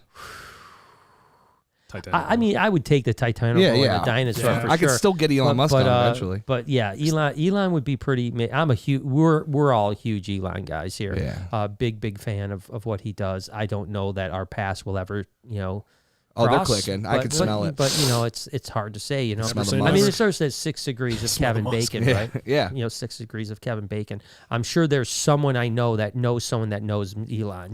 It's me. Yeah, I guarantee it. It's probably no. It really is. My brother's girlfriend, her brother works really high up in Tesla. Yeah, so there you go. So it's not impossible. Yeah, but Elon's amazing. But Steve Jobs obviously couldn't get him on. But hey, we got the spirit box, bro. You don't know that. Yeah, we can get Steve Jobs. Steve Jobs might be here right now. Is that what do you think? Is that Microsoft or what is that spirit box? You know what I'm saying? Exactly. It's got the new iOS. Radio Shack. Did you see that in that Inspiration 4 thing that Apple and SpaceX teamed up together on that one? Isn't that awesome? That's pretty cool, really? Man. That Apple was involved in that. That's pretty huge. awesome. So and that shows you what a good guy Elon is as far as like business sense and acumen. Because obviously there's the Apple car that's coming out that's going to be competition with Tesla. Yet he didn't snub them. Yeah, as like, oh, you're trying to compete with Tesla, so I'm not going to work with you. No, he just wants everyone to have electric cars. He doesn't care who makes them. Exactly, which I think is amazing. He's more about changing the world than he is about his bank. own, his own thing. Whereas I think some of the other millionaires are more worried about their own. Excuse me, it's billionaires, Brian? Billionaires. Come on, don't hate on them like that. Easily millionaires. Yeah, those damn those 100 millionaires. Yeah. Roberta said, I had to get another pair of Raycon, lost or they got stolen from work. Oh, that son of a bitches. Probably stolen because they're so fucking hot. Just remember, use that code, Brian B. 50% and already half the price of all the premium brands. Yeah, exactly. But sound just as great as all the top audio brands. Sound just as great as all the top audio Come in brands. great fun colors and fit options. 32 hours charge time. No. Gomez says, shout out to my boy Anthony. Love you guys there. Oh, cool. You know them? Gomez Pythons, Yeah. That's awesome. Sal's lives close by me, and he's like a really, really, really good dude. Good shit. Awesome we love you, collection. Sal. Awesome collection. Good with a name like Sal, you can't be bad. Can't be bad. Yeah. I mean, you probably kill people. Yeah, but is that really bad though? Yeah, he's probably only depends killing on who bad the people. Yeah, he's probably only killing bad people. Is that a double negative? Yeah, killing bad people is a good thing. It is a good thing. I would assume so. Yeah, I think it's a net positive of morality in the world. So you just keep it up, Sal. Yeah, and that's it. All right, guys. Seriously, thank you so much for joining us. Appreciate you. We're gonna go play with some animals. I will see you guys. Are we gonna be here next Wednesday? Yeah, we'll be here next Wednesday. Yeah. Yeah. So we'll be here Wednesday. So we'll see you guys Wednesday night. Have a good night, guys. Thank ya.